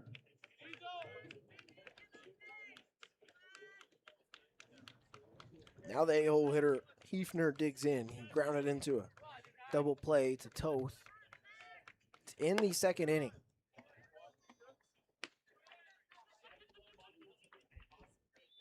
First 4 innings for the Pilots. They've had a base runner reach.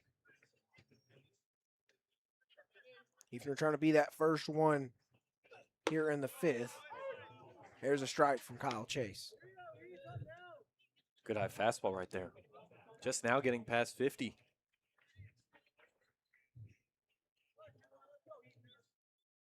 One on the way. Fouled off and out of play.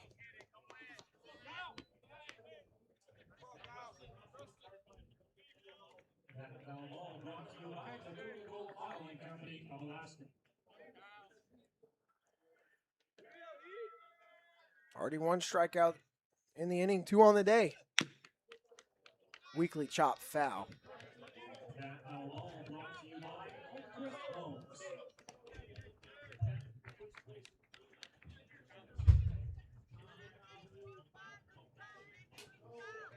See Chase going to work a little slower right here. Wave and a miss. Spooner will tag him, back-to-back strikeouts for Kyle Chase.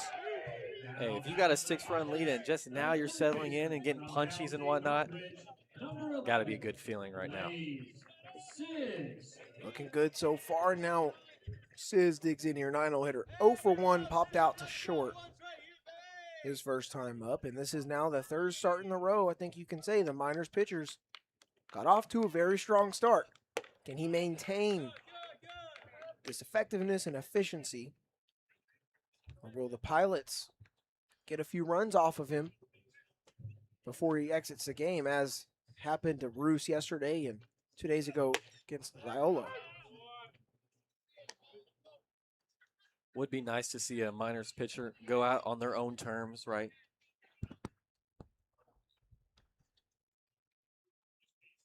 One. It's high and tight.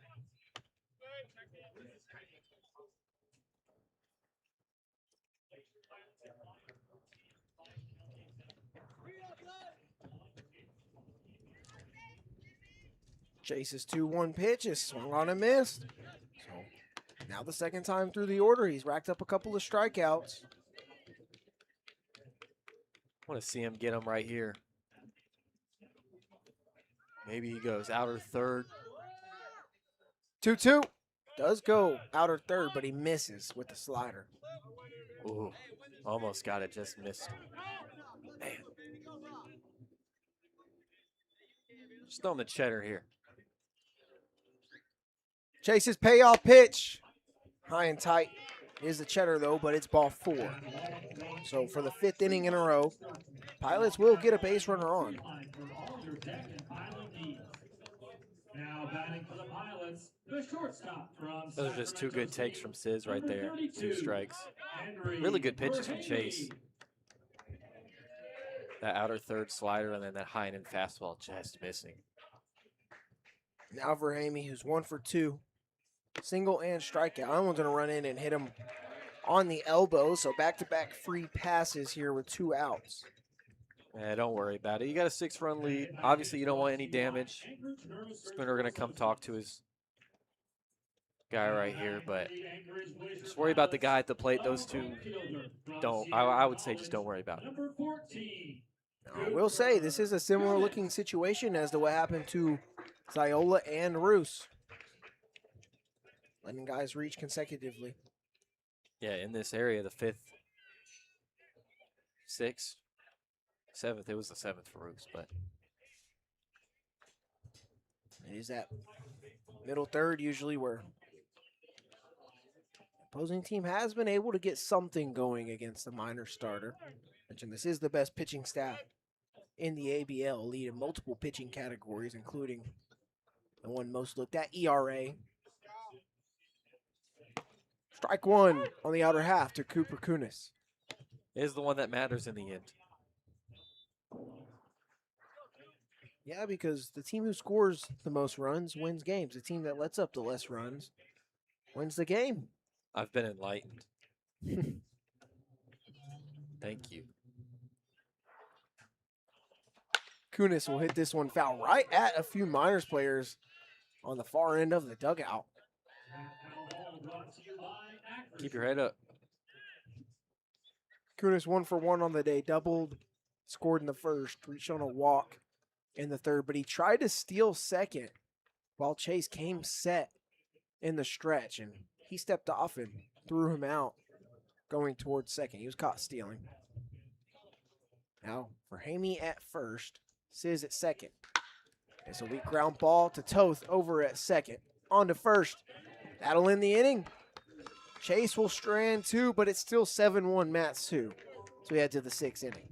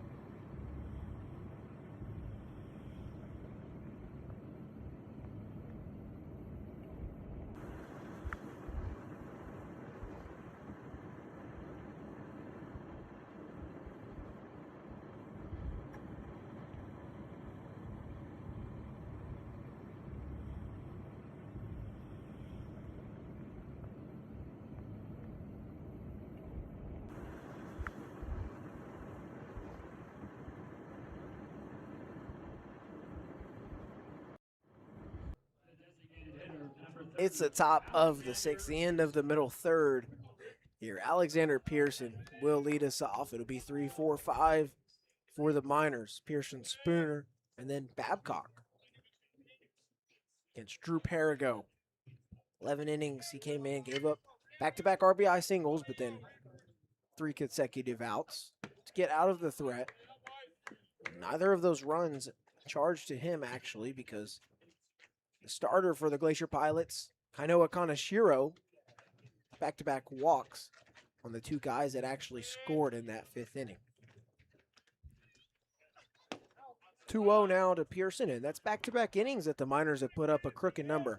3 in the 4th, 2 in the 5th. Talked about how big crooked innings are when trying to win ball games. That being an inning where you score more than 1 run, that is considered crooked.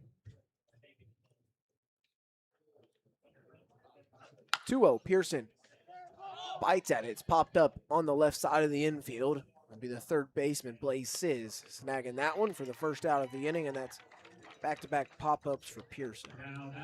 You know, looking at it right now, every single Miner 1 through 9 has been on base at least once, safely. And 7 of 9, the only 2 not being it. Pearson and Spooner here to lead off the 6th have all either scored or have an RBI. Yeah, 3 and 4 spots are the only guys that have not knocked in a run or scored a run.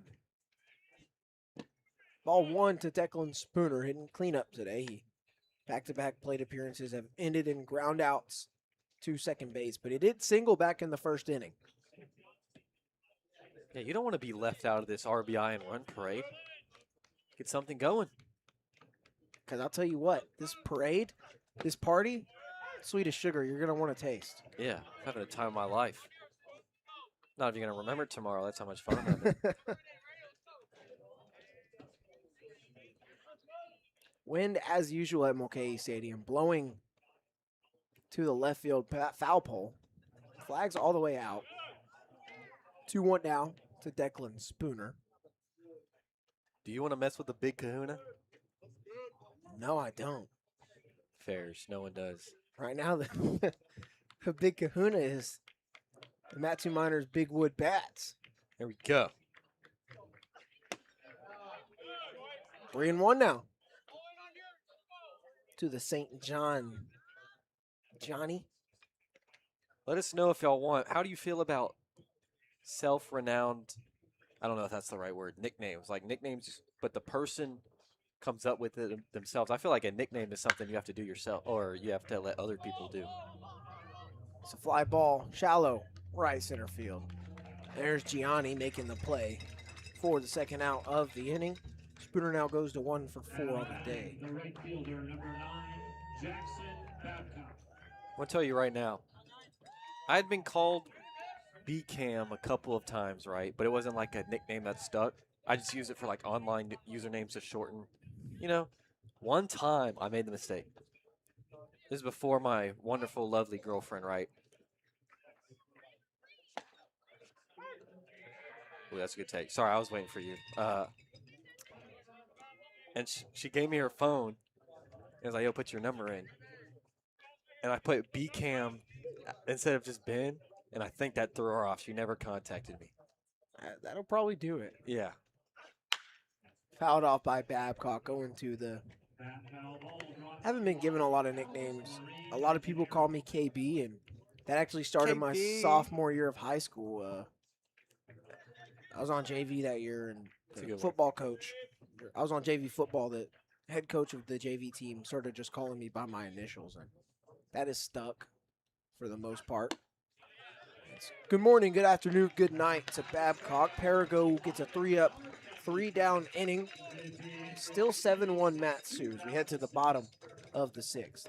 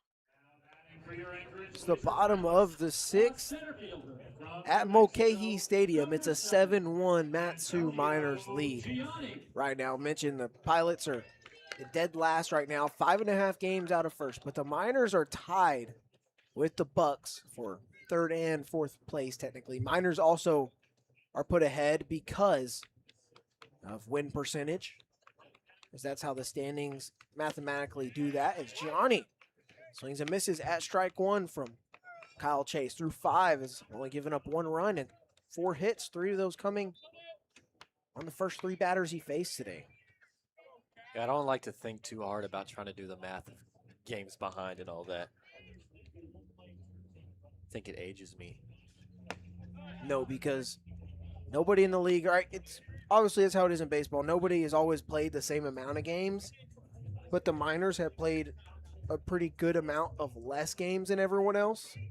That it almost doesn't really make too much sense. But Yeah. I'm not even gonna lie, I was looking at the standings, I was like, I don't know how that means 1 game back, but sure. something to do, I think, with win percentage. That's what it is. So. Yeah, I guess. But it is, we looked at them coming into the top of the fourth. The Chinooks and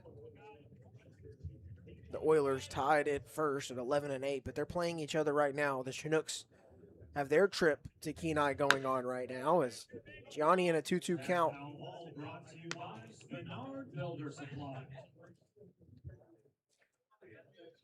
Yeah, we're not mathematicians.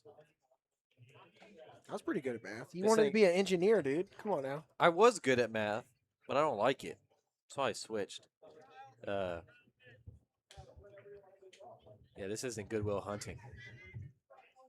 2-2 from Chase. It's a wave and a miss. Spooner tags him. How about that now? 4 strikeouts for Chase here in the bottom of the 6th. This is Goodwill Bunting. Is that good or no? Get out! Not the best. I tried.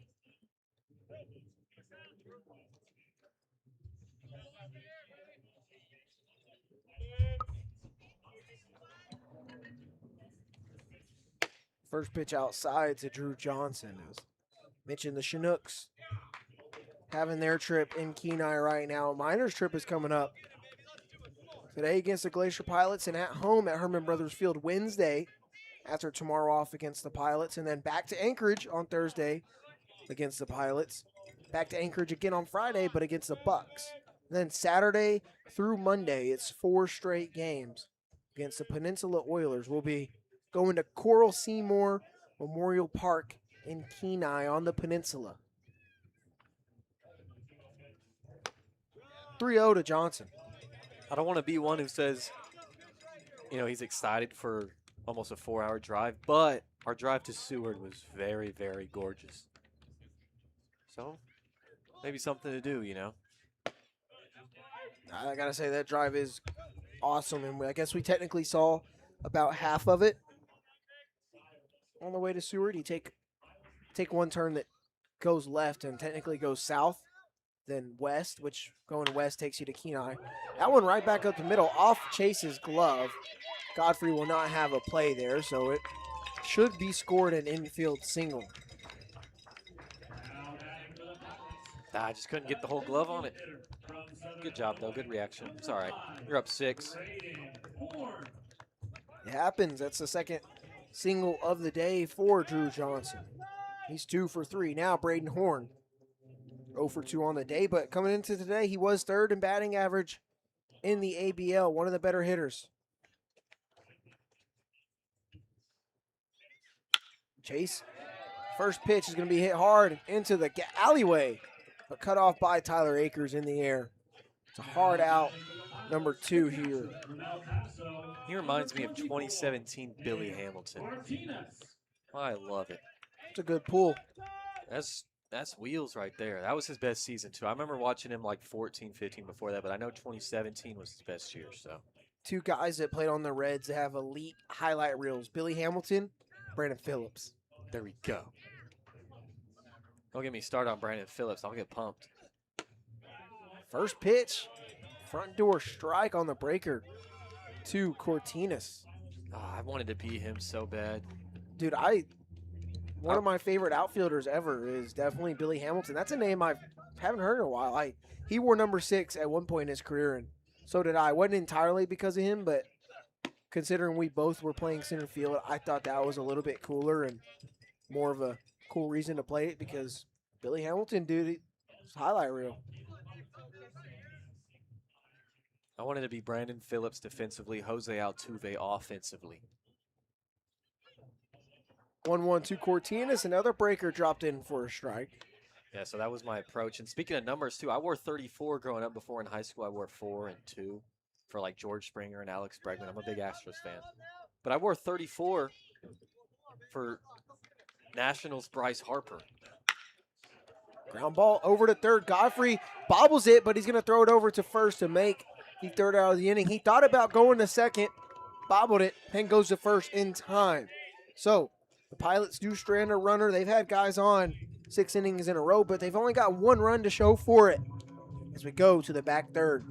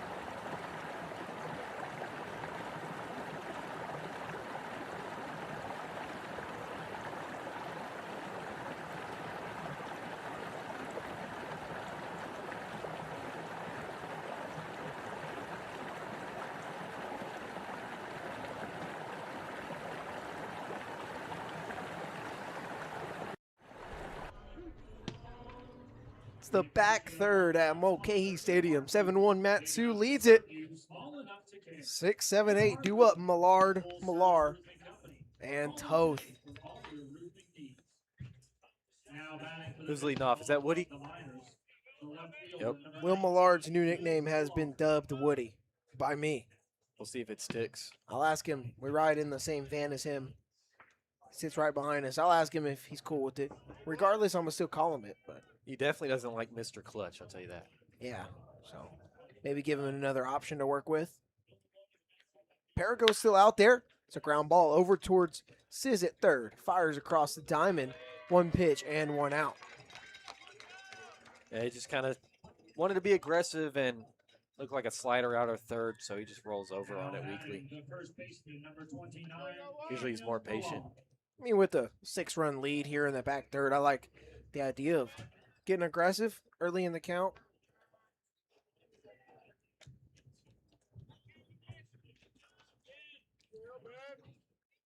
Now it'll be Canyon Millar. He's got a multi-hit game today. Singled in both of his last at-bats. Scored after a single in the 4th and then got an RBI on his one in the 5th. Stranded at third base, though.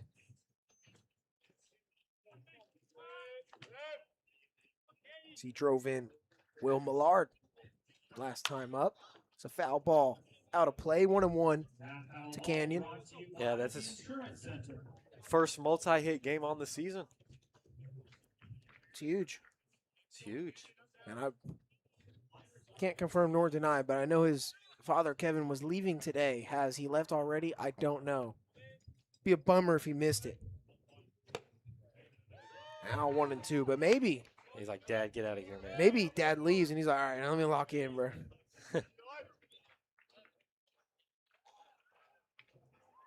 No telling, but it's a 1-2 count. Perigo from the stretch with nobody on misses. Don't balk. Yeah. Done it before. Oh, Quite yeah. literally lost the game last time he pitched against the Miners. Guys that pitch from the stretch with nobody on are absolute sickos, if you ask me. We do have a couple. Really, I hadn't noticed. Pretty sure I thought Ruth was doing it yesterday. I think I mentioned it. Well, I know he does pitch from the windup, so. So maybe, I don't know. Maybe he accidentally did it. Payoff. Outside ball 4. Millar is aboard for the 3rd time. Now batting the second There you go. baseman, What a number day 7, he's had. Diesel Tote. Especially in that 7 spot. You'll take it. Yeah, 2 for 3 with a walk. His 1 out was a hard grounder. Just rolled over on. Still got good wood on it. Now Diesel Toth. RBI single his last time up against Perigo. Swings and misses at the high cheddar. Toth. Healthy hack there trying to do damage. Talk about the 8-9 spot, too. Both Toth and Akers a sack bunt, getting the job done for the top of the order. Perigo pauses. His 0-1 to Diesel Toth. Off the hands. It's going to find green grass in left center field and gets down for a base hit. Gianni will cut it off. But now, back-to-back base runners and make it 2 for 3 for Diesel Toth on the day. Awesome. Just always love to see the back third, being successful. Now Cortinas will talk to Perigo here. In the Miners bullpen, I'm not going to zoom in with my binoculars whatsoever. I can tell from that delivery. That's Big John Anders loosening in the Matsu bullpen. So potentially the end of the day for Kyle Chase when we get to the bottom of the 7th. But the Miners are trying to absolutely stomp on the neck of the Pilots if they want to bring in Big John. Now Akers. First and second, 1 out. Fastball inside for a ball. Akers is 0 for 0 on the day. Reached on a walk both of his first 2 times up and scored, and then sack bunt back in the 5th. Fortunately, that sack bunt did not lead to any runs, but he's had a great day at the plate. He's going to get hit. It's an absolute magnet. So for the 3rd time, Akers reaches all 3 on free passes. It loads him to the top of the order. And he leads the team in beanballs. It's a magnet. And if you're the opponent, you really don't want to do that with someone who's got that type of speed. Now, it doesn't matter here in this situation. You can't steal another bat. He's already got 3 today. But a ball in the gap, he can go the 270 feet first to home. Now Will Godfrey ducks on the pond. 1 out against Perigo. There's ball 1 just low and outside. Godfrey is 2 for 3 on the day. He's reached 3 times, a couple of singles.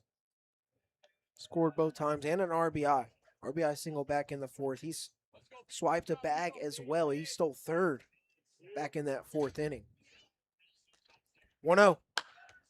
He popped up behind home plate and out of play. For the Miners, this is a chance to add on, get some insurance. This would be the first time that they've scored 10 runs potentially, right? If you think bases loaded. They could get 10 here in this inning, and they haven't done that in league play all season. This could be the backbreaker. Game's never over in baseball, but it's a mentality. This one's hit hard into left field. Going back is Dahl right at the warning track, and see you later. Only the 2nd home run for the Miners on the year, and it's a Will Godfrey grand slam. That's a quarter-pounder beef for you. Ma! Meatloaf!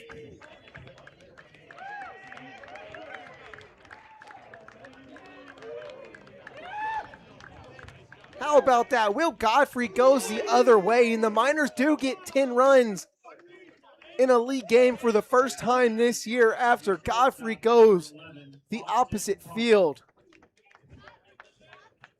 That's an Oppo taco straight asada from Beef. We were mentioning that he has just missed them, just barely missed them, especially opposite way here at Mulcahy Stadium. Finally got one over. There we go. Park fouls the first one back, and I have to say, that caught me off guard, to be honest with you. I know it was hit hard, and I kept seeing Dahl go back, but it's been so long since I've seen a home run for the Miners that it very much caught me off guard. Now 11-1. Parks in 0-2 count after he fouls that one off to the right side. Let's go. 5 ribbies now for Beef. So he's had a day in that leadoff spot. Park as a leadoff hitter did not have the RBIs to show for it. As his eyes on high, but foul on the right side now to play. Park did not have the RBIs to show for how good he'd been hitting in that leadoff spot. But Will Godfrey hits leadoff today. He's got 3 hits, 5 RBIs. That's certainly helps to get RBIs when you hit home runs, especially grand slams. But still, been rare that we'd seen Park get an opportunity with runners in scoring position as the leadoff guy. Now he has 6 RBIs on the season, 2 of those coming today. He's also got 23 hits now on the season. Mention he leads the ABL in batting average, potentially over 400. He was at 389 coming into today. Today's batting average, as it stands right now, is 500 at 2 for 4, so there's a good chance it is over 400. What do you say, almost engineer? Definitely over 400 now. Para goes 2-2. This one blooped into right center field. Hefner will get it right at the back part of the turf for the second out of the inning. Now, I wanted to mention before Godfrey went to make it a 10-run game. I was talking about backbreakers, and it's never over in baseball, but it is a mentality. Right before that pop-up to Hefner, he was shoulders down, head down, turned around. I don't know about everyone else, but at least Hefner, he seems defeated out there. I am calling him out. That's what I wanted to do. Because that's something that the coaches were stretching in that one clubhouse talk after they had dropped 2 rough games at home. Talk worked. Was, you can't look defeated at all. Can't ever look like the other team or the pitcher or whoever it is get the best of you. Baseball is a mental game, and body language is a big part of the mental aspect, though it is physical. Your mental can translate to your physicals very well. Now Alexander Pearson. 0 for 3, reached on a walk in the first, though. There's ball 1 to him as Coach JJ Jackson Jarvis, coaching third today, had a long conversation with him, showed him a piece of paper, some sort of information he wanted to share. Para goes 1-0. Upstairs, still working from the stretch with nobody on base. Weirdo.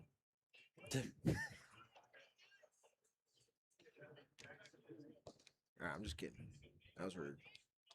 Yeah, that's messed up, dude. Do you feel better about yourself? Yeah, I actually do. All right, that's fine. 3-0. I've said it a couple of times already, but it's just unreal what the Miners have done offensively over these last 3 games, despite one of those being a loss. Offense has come to life, averaging just under 4 runs a game.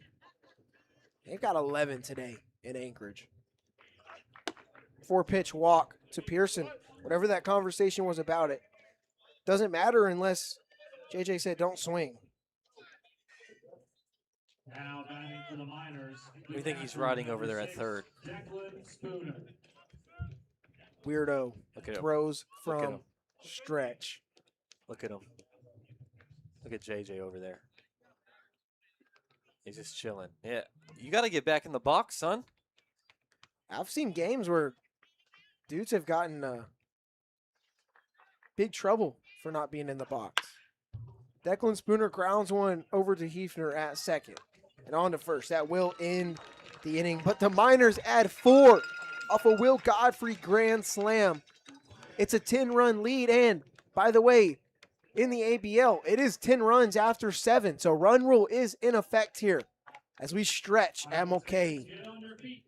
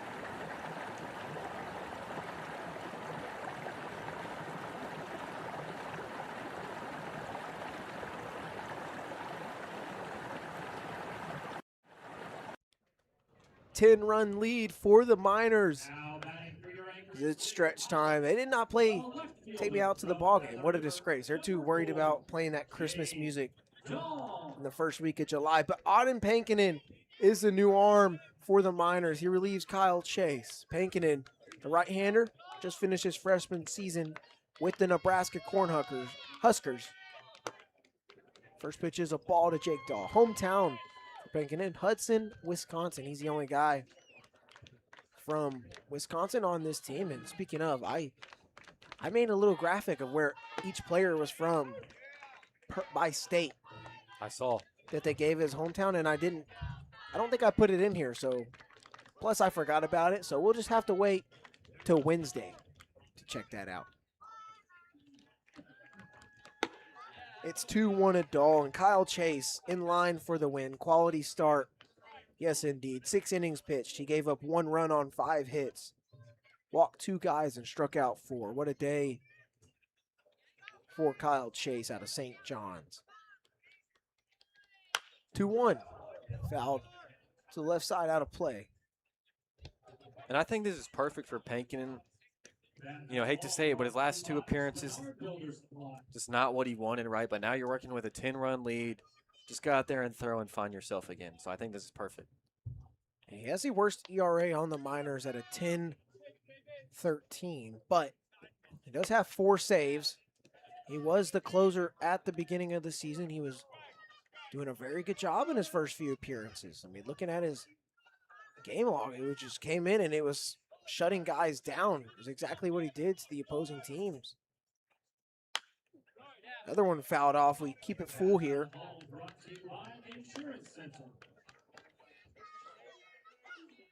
Pankinen has only given up runs in 3 of his appearances this year. 3 of those 6, and just as of late, those last 2, giving up 5 runs combined in 1 1/3.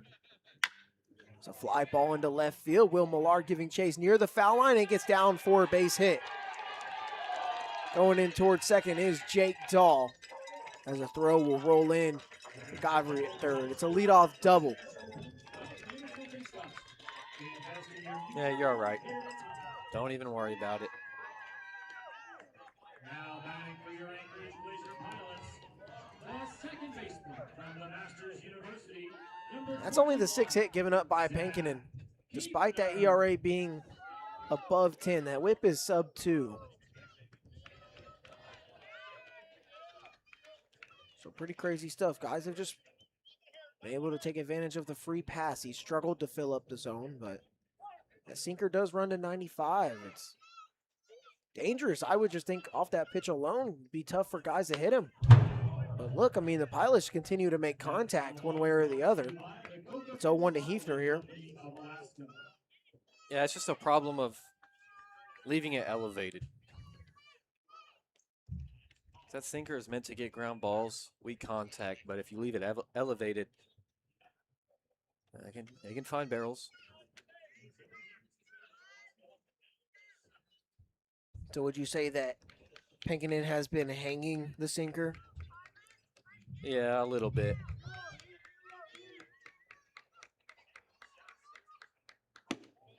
Oh, 0-1 runs in.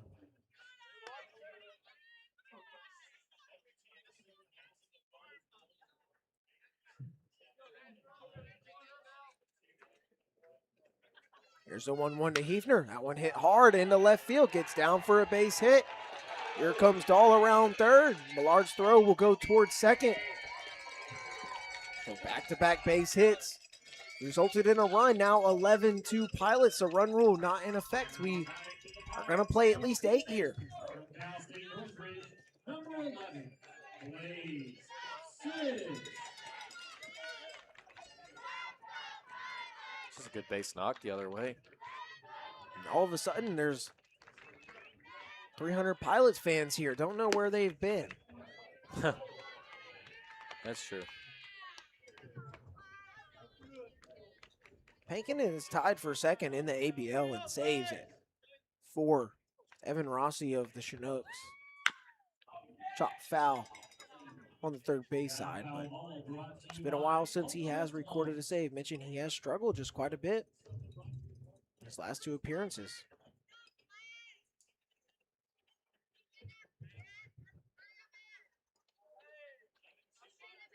It's 1-1 to Blaze Sizz. It just misses on the outside corner. Maybe if Spooner gloved it, have a better chance of getting the call. So Jake Dahl led us off with a double here in the inning, and then Zach Hefner right after him. RBI single, both to left field.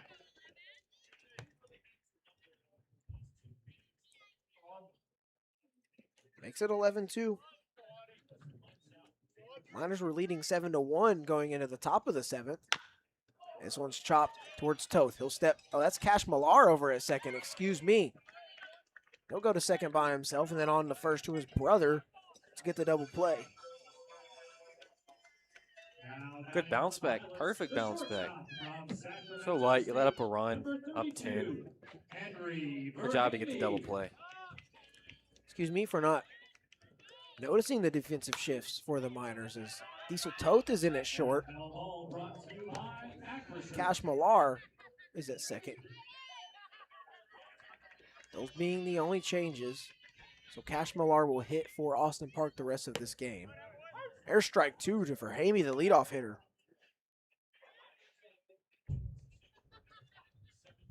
In the box here with 2 outs in the inning.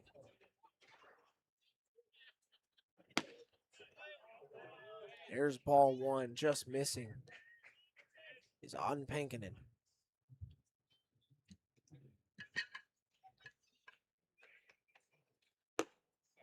Tries the front door with the off speed, but just misses. Deuces run wild here.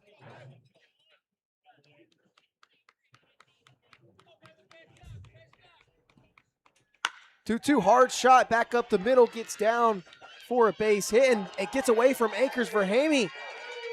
Great heads up base running. He'll get into second.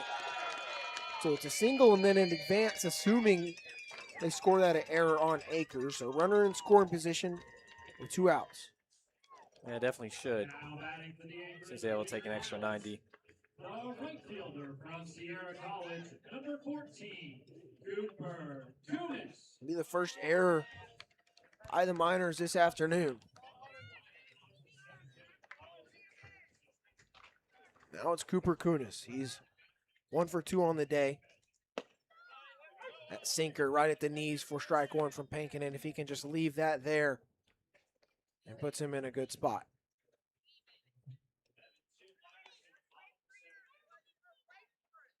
Penkinen 1 out away from getting out of it despite allowing a run here in the inning. It's head 0-2 to Kunis, and if Penkinen was able to put up a goose egg in this inning, it would have ended the ball game. Miners would have gotten the run rule victory, though.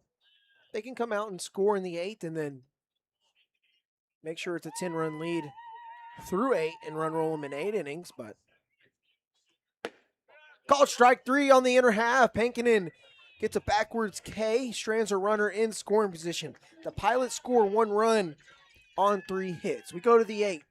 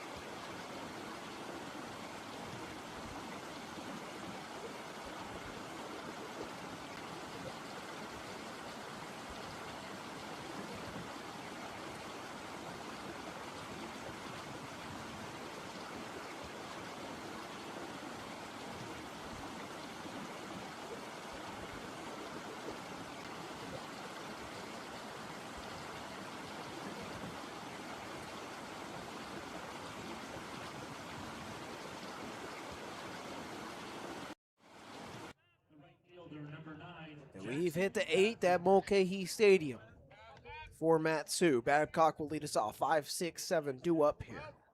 Drew Perico still out there. Through 3 innings, he's given up 4 runs on 4 hits. But with a gap as large as this, Pilots want to make sure their bullpen stays fresh. Don't want to expend too many arms in a game that feels like it already has been lost. But I've seen crazier things in the game of baseball before.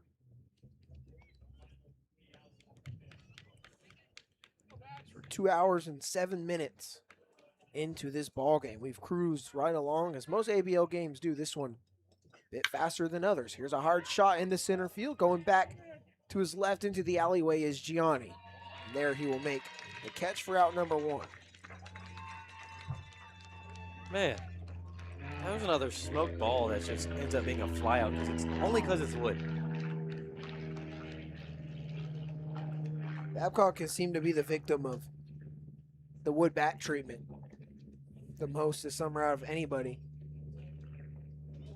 Here's a dude that rocks the wood. Will Millard, now dubbed Woody by myself. There's strike 1 on the outer half.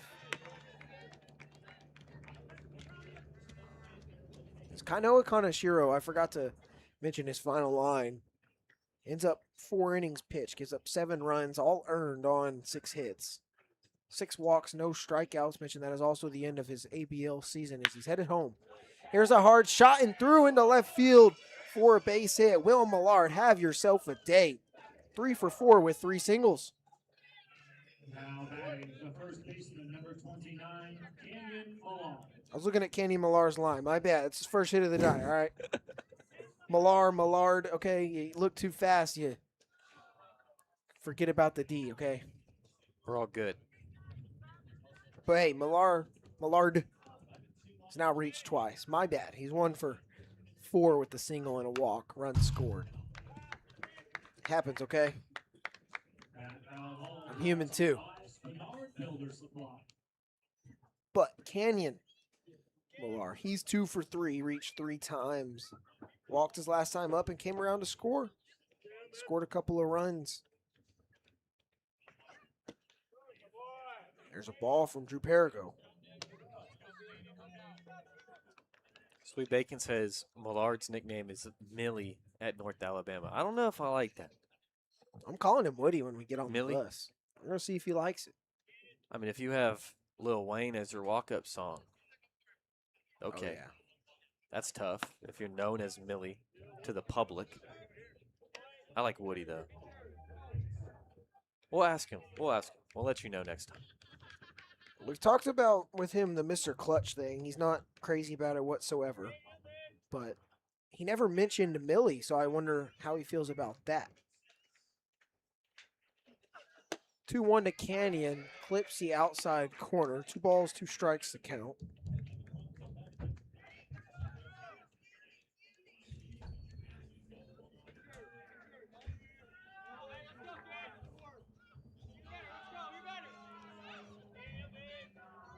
Pair goes 2-2. Upstairs. Full count here. Diesel Toth on deck. Tyler Akers should be in the hole. Never know if coaches want to change anything up with a big lead like this. Give somebody an at-bat. Millard aboard at first. Payoff pitch.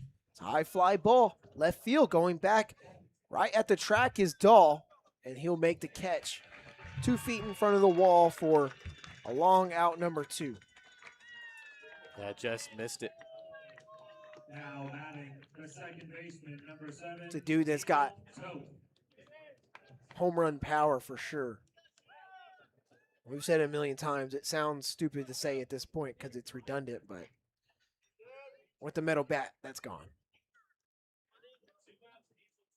Had 6 at Temple JUCO this past spring. Toth pulls his left elbow away. Probably could have worn that one, but it's ball 1.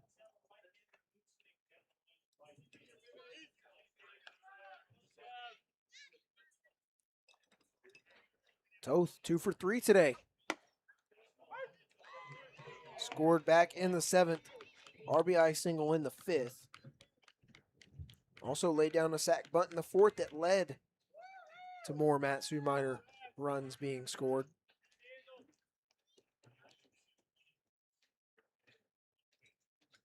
Pair goes 1-1 to Toth. Outside. Akers is on deck.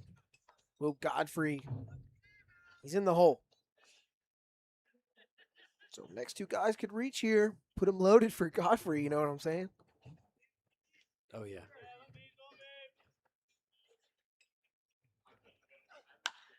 This one popped up right in front of home plate. Cortina's having trouble with that one, and Johnson and Cortinas will collide there. I don't know what Johnson was thinking. I'll say what he was probably thinking is it's a tough play for Cortinas just standing there. It's easier for him to come on and make the grab, but that does end the inning. It's a P2. Miners will strand a runner on the base pass, but it's 11-2. So go to the bottom of the 8th.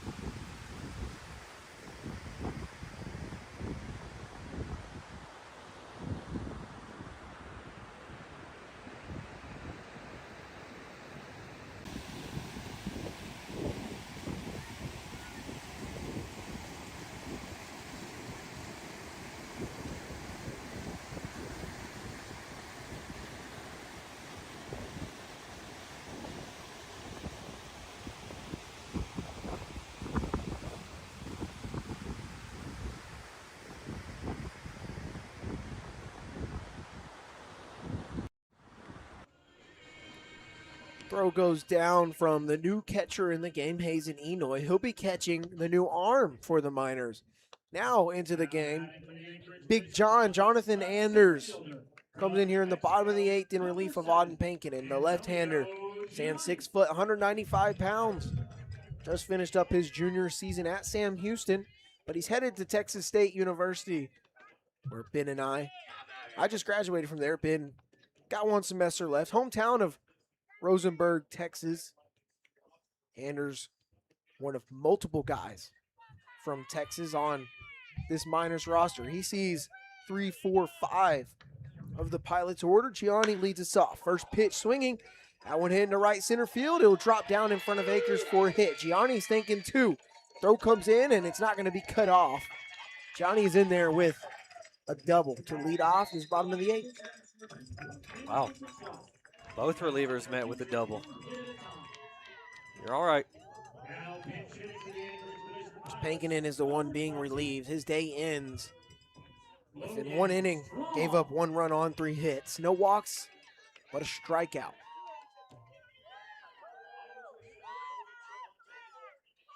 The Pilots had not scored in that bottom of the 8th.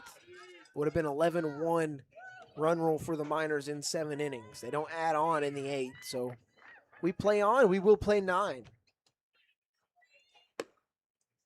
Unless the impossible happens and the Pilots score 19 runs in this inning and make it 22-11 run rule, but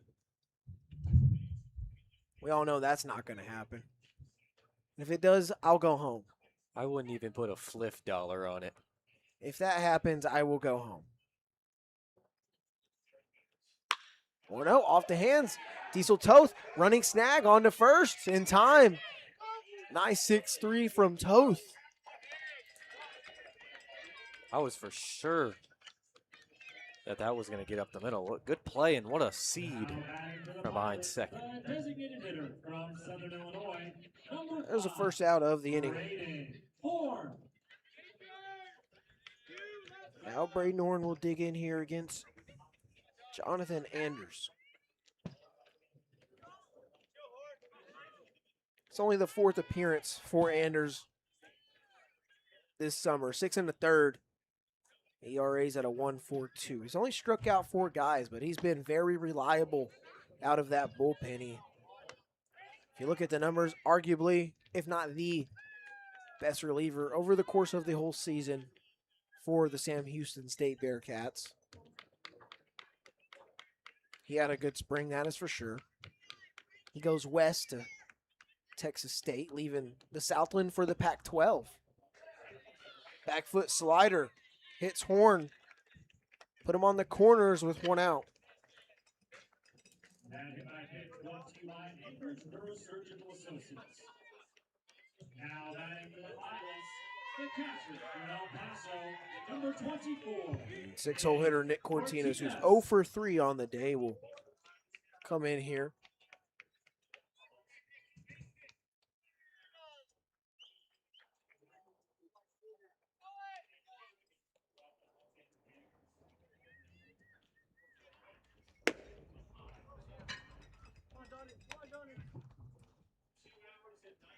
First pitch is a ball to Cortinas.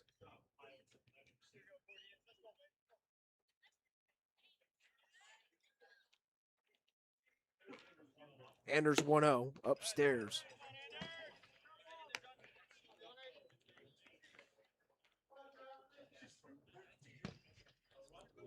It's only his 2nd appearance for Anders on the road.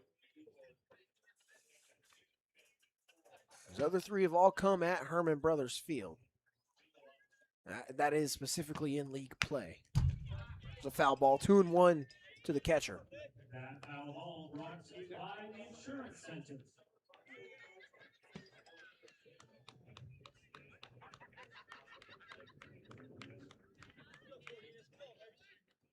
Good ground ball here. Would be sweet. Good block by Enoy, the new catcher in the game, in place of Spooner. All right, it's official. I've gotten hungry. Yeah, I've been there.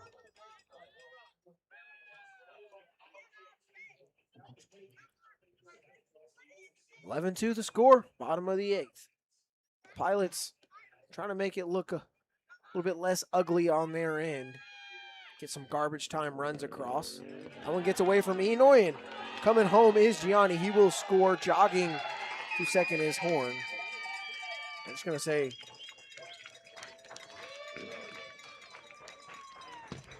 so that was ball 4. Puts 2 men on here. Back-to-back free passes from Anders, and then the wild pitch. It's run number 3 across.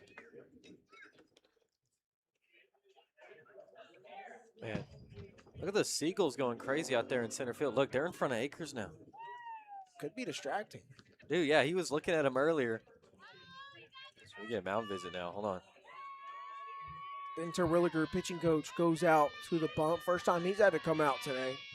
Look, they're just gathering around Akers. Dude, there's 4 of them. They're flying in a circle. 3 to his right. Now they're all 4 to his right. Yo, let's mess with this guy.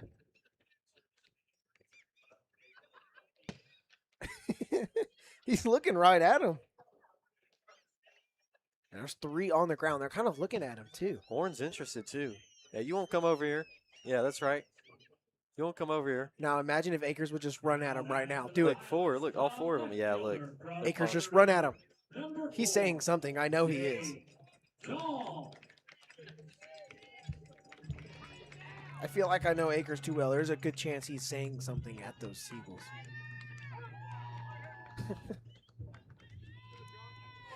7-0 hitter Jake Dahl doubled and scored back in the 7th inning. Eliminated the run roll. Swings and misses at strike 1. Yeah, it's just full of cottonwood and seagulls. I mean, I think we said that yesterday, too. And airplanes. Yeah. Which that's also a lot of places in Alaska, the amount of usage that Alaskans get out of airplanes for multiple different reasons. 0-1's outside like a Glacier pilot. Pilot that flies people to glaciers. There's actually a glacier by Resurrection Bay in Seward that we saw. And there are people that live over there that you have to fly. They have to fly to their house. We saw it from our kayak. We didn't actually go up there, but it was cool. You could see it from so far away. Now 1 and 2. I actually saw an Airbnb on my Facebook. My Facebook has become local. You know, they're always spying on us. But there's an Airbnb in Alaska that you have to fly to get to. Sure, that's out of my price range.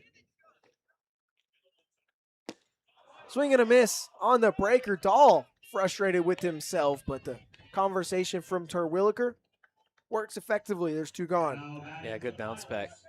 That Airbnb, hey, you'll get there one day, bub, like us. Like us, who are you? Huh? I'm Ben Cameron, man. Yeah, you're not affording that, low bro. I get places. I let them know, and they say, yo, he's free. Me when I lie. No, dude. First pitch fouled off by Hefner. Me and Spence went up there because we have motion. They just let us slide. No. I'm telling you, dude. I was able to get a hug from Spence pregame. Trust me, dude, I know you can't afford to get up there because I can't, and we make the same amount of money right now. And I know that's not enough for you to get to that Airbnb. I don't need to make money. I got enough. Oh, 1 to Hefner. Ooh, watch out. Here's another one. Dude, they're everywhere. They've found a way to get away from Akers. They've disappeared.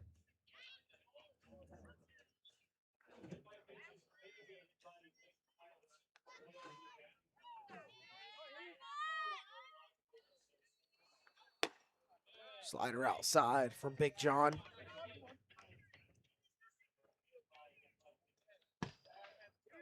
I mean, Cooper Grace is listed as a right-handed pitcher, and I knew that, but I had to make sure because I think he's just tossing in the bullpen with his left arm, just for funsies. Now he picks up his righty glove.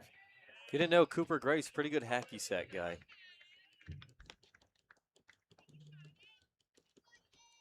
I think they play a lot at Nebraska. They've had a lot of practices, especially those guys.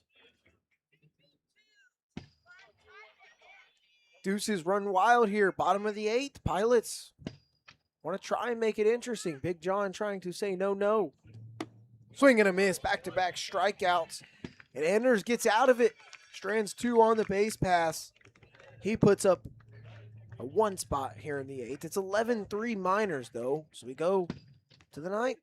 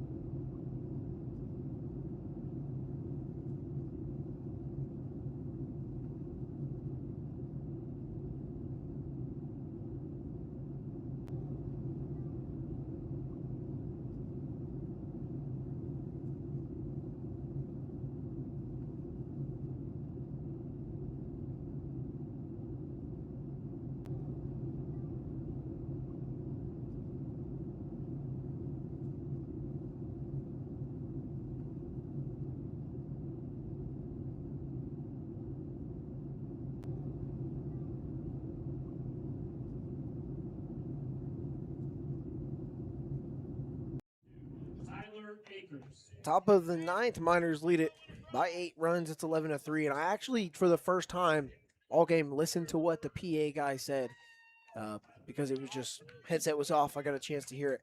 It is the Christmas in July game here. So that makes sense why they've been playing Christmas music. If anybody who is wondering has actually decided to watch this bloodbath of the Pilots, they're celebrating Christmas and not ringing in the Christmas spirit very well.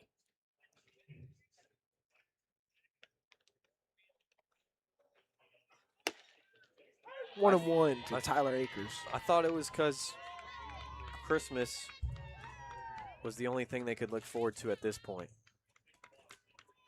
That makes sense. Not trying to be mean, just what I was actually thinking. Here's a ball. I mean, I guess there's Thanksgiving, right? If there's anybody from the Inoue family listening from Hawaii, I know Ben and I have become big fans of Lee Hing. I love the powder on the candy more than the actual Lee Hing. Like a lot more, but the Lee Hing, like red powder, that's good stuff right there. As I eat a gummy.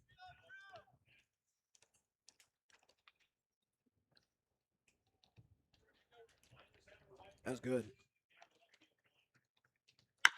Hard shot by Akers into right field, and it's going to land in fair territory. Oh, get 3. Get 3. Look at him go.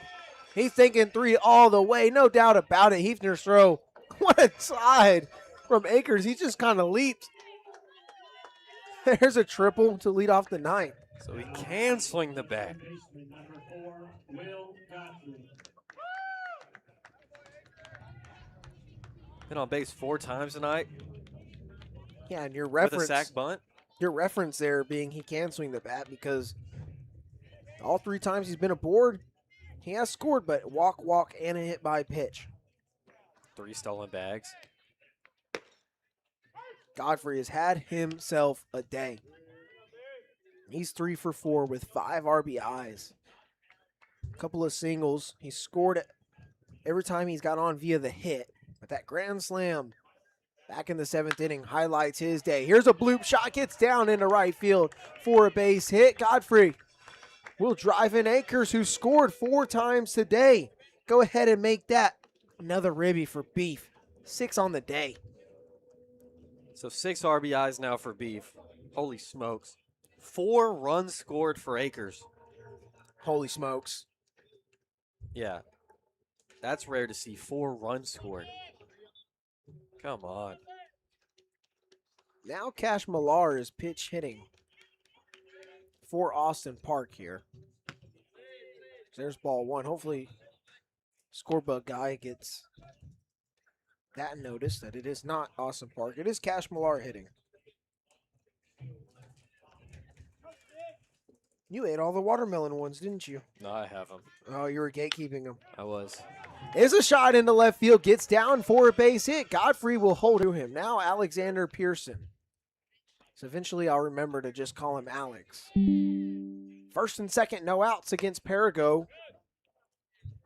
Yeah, some of us already have that down, littlest bro. Now Cortines will talk with Perigo, who's out here for his, believe it or not, fifth inning of work. He came in the fifth. Relief of Kaneshiro. 12 runs have been scored by the Miners in this game, and you'd be surprised to think Pilots are only on their second pitcher. They've just kind of rolled with it at this point. Not too competitive as a pitching staff today. Seems they've let up defensively. Offense hasn't provided much, though. 2 runs coming in the last 2 innings for the Pilots. They hadn't totally given up. Pearson hits this one hard to Hefner at second. He'll bobble it, and he'll have only 1 play at first. He does get Pearson. So now second and third with 1 out.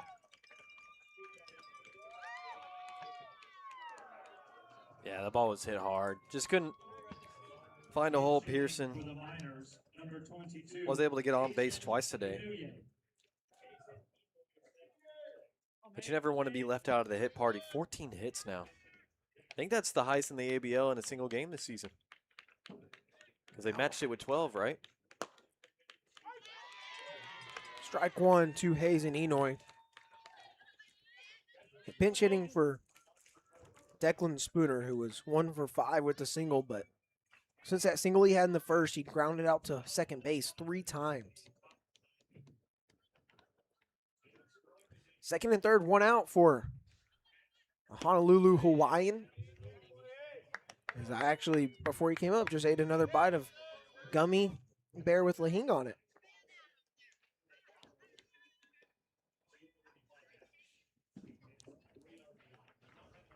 Perigo's 1-1 is outside.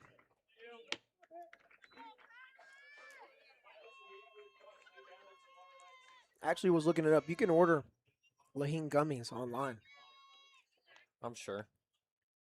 Not as cheap as the price tag of the ones we had, though. Chopper towards Hefner at second. Play comes right back to him. He's able to make the play, but Enoy pinch hits in on the ground out. Does get an RBI to score Will Godfrey, who's now scored 4 times tonight. 13-3, Matsu. Yeah, you do a job right there. That's good. What did his dad say last time? Hey, you got a guy on third, less than 2 outs, infield back. Just hit a ground ball up the middle. Easiest RBI in baseball per his words, and look at that. Easy ribby. 9 outs defensively for the Pilots that have been recorded against the Miners offense have been on ground balls hit to Hefner at second base.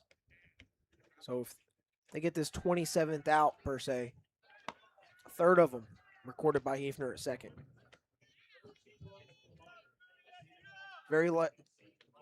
Highly likely get the team with as many lefties as the Miners.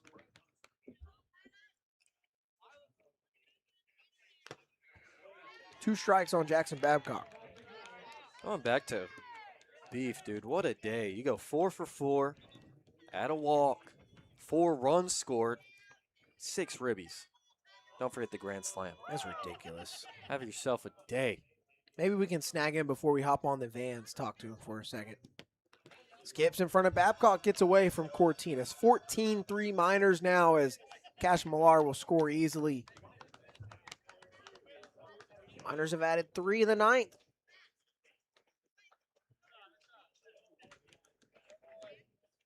Oh, yeah, that was easy, too. Millar was just jogging, too. He's like, all right. All right, I guess do it. I guess I'll score. There's a fly ball into left field. Dahl ranging towards it near the foul line. He makes a play. That is the final out of the inning, but the Miners add 3. They lead by 11. We go to the bottom of the 9th. Miners 3 outs away.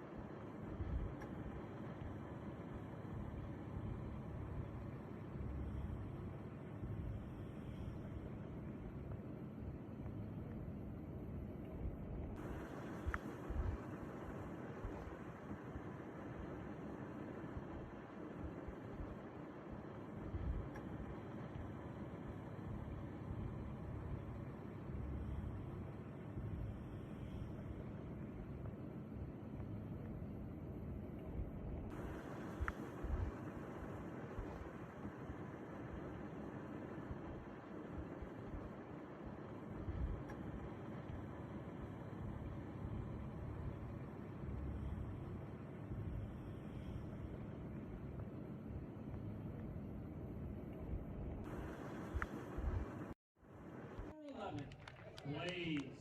9-1-2 in the bottom of the ninth. It's an 11-run lead for the Miners, and Cooper Grace looks to get his first save.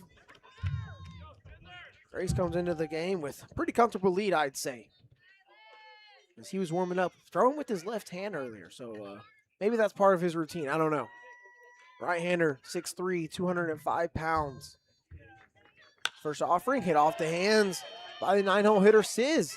Left center field, Millard has it. One pitch, 1 out for Grace from the University of Nebraska. Just finished his freshman season. Hometown of Wakaruska, Kansas. Now pitching for the Pilots, number 25. I was talking to him on the van. Glacier, Wakarusa has, Karen. I don't know if this is true, I gotta look it up, but he says, dude, there's like 20 people there. Ball 1 to Jack Caron, who's pinch hitting for the leadoff hitter for Hamey, who is 2 for 3 with a couple of singles.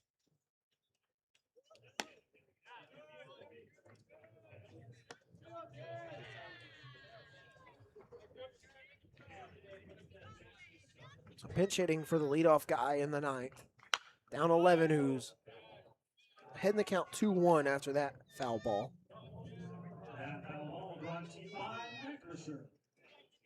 Last time out for Grace, he had 3 perfect innings. Faced the minimum. 2-1. Fouled off to the left side, out of play. Back-to-back foul balls, but it evens things up. Brought to you by Hopeless Homes. The scoreless inning you await is already within you for Fortune Cookie. Dude, ball knowledge, bro. Wave and a miss.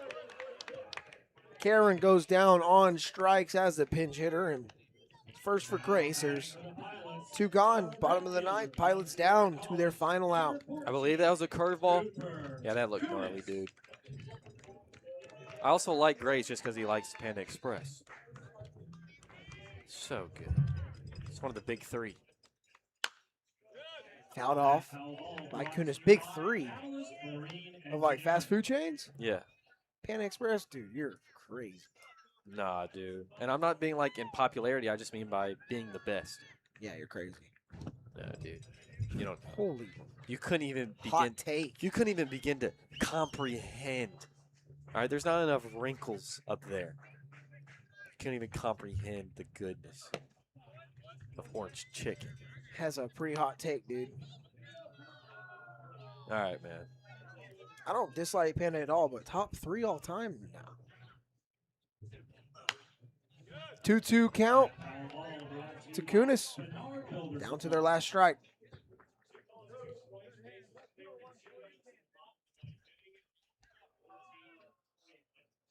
It's not over till the fat lady sings. 2-2 on the way. Chop foul on the right side. What were you about to sing if he struck him out right there or something? No. Just letting you know. If you're a Pilots fan, you're still breathing. You get 27 outs. You've made 26. Another 2-2 from Grace. That one hit over towards Toth. Backhanded deep in the hole. Across the diamond in time. That'll do it. Well, she's singing all right.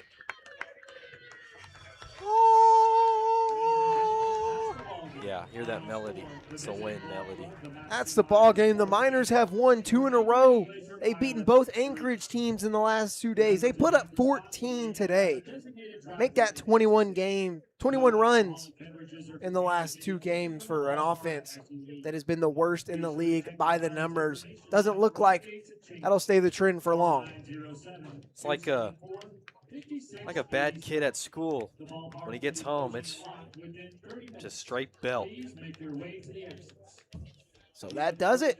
2 in a row. Chance to start a streak when we pick it back up on Wednesday at our place against the same Glacier Pilots team. That'll be at 6 p.m., 5:45 on YouTube. Anything else from you before we hit the vans? See y'all back home Wednesday. Let's get things going. We will see you there. 14-3. Miners win it. From Ben Cameron, I'm Kaden Bessent. See you guys on Wednesday. Go Miners.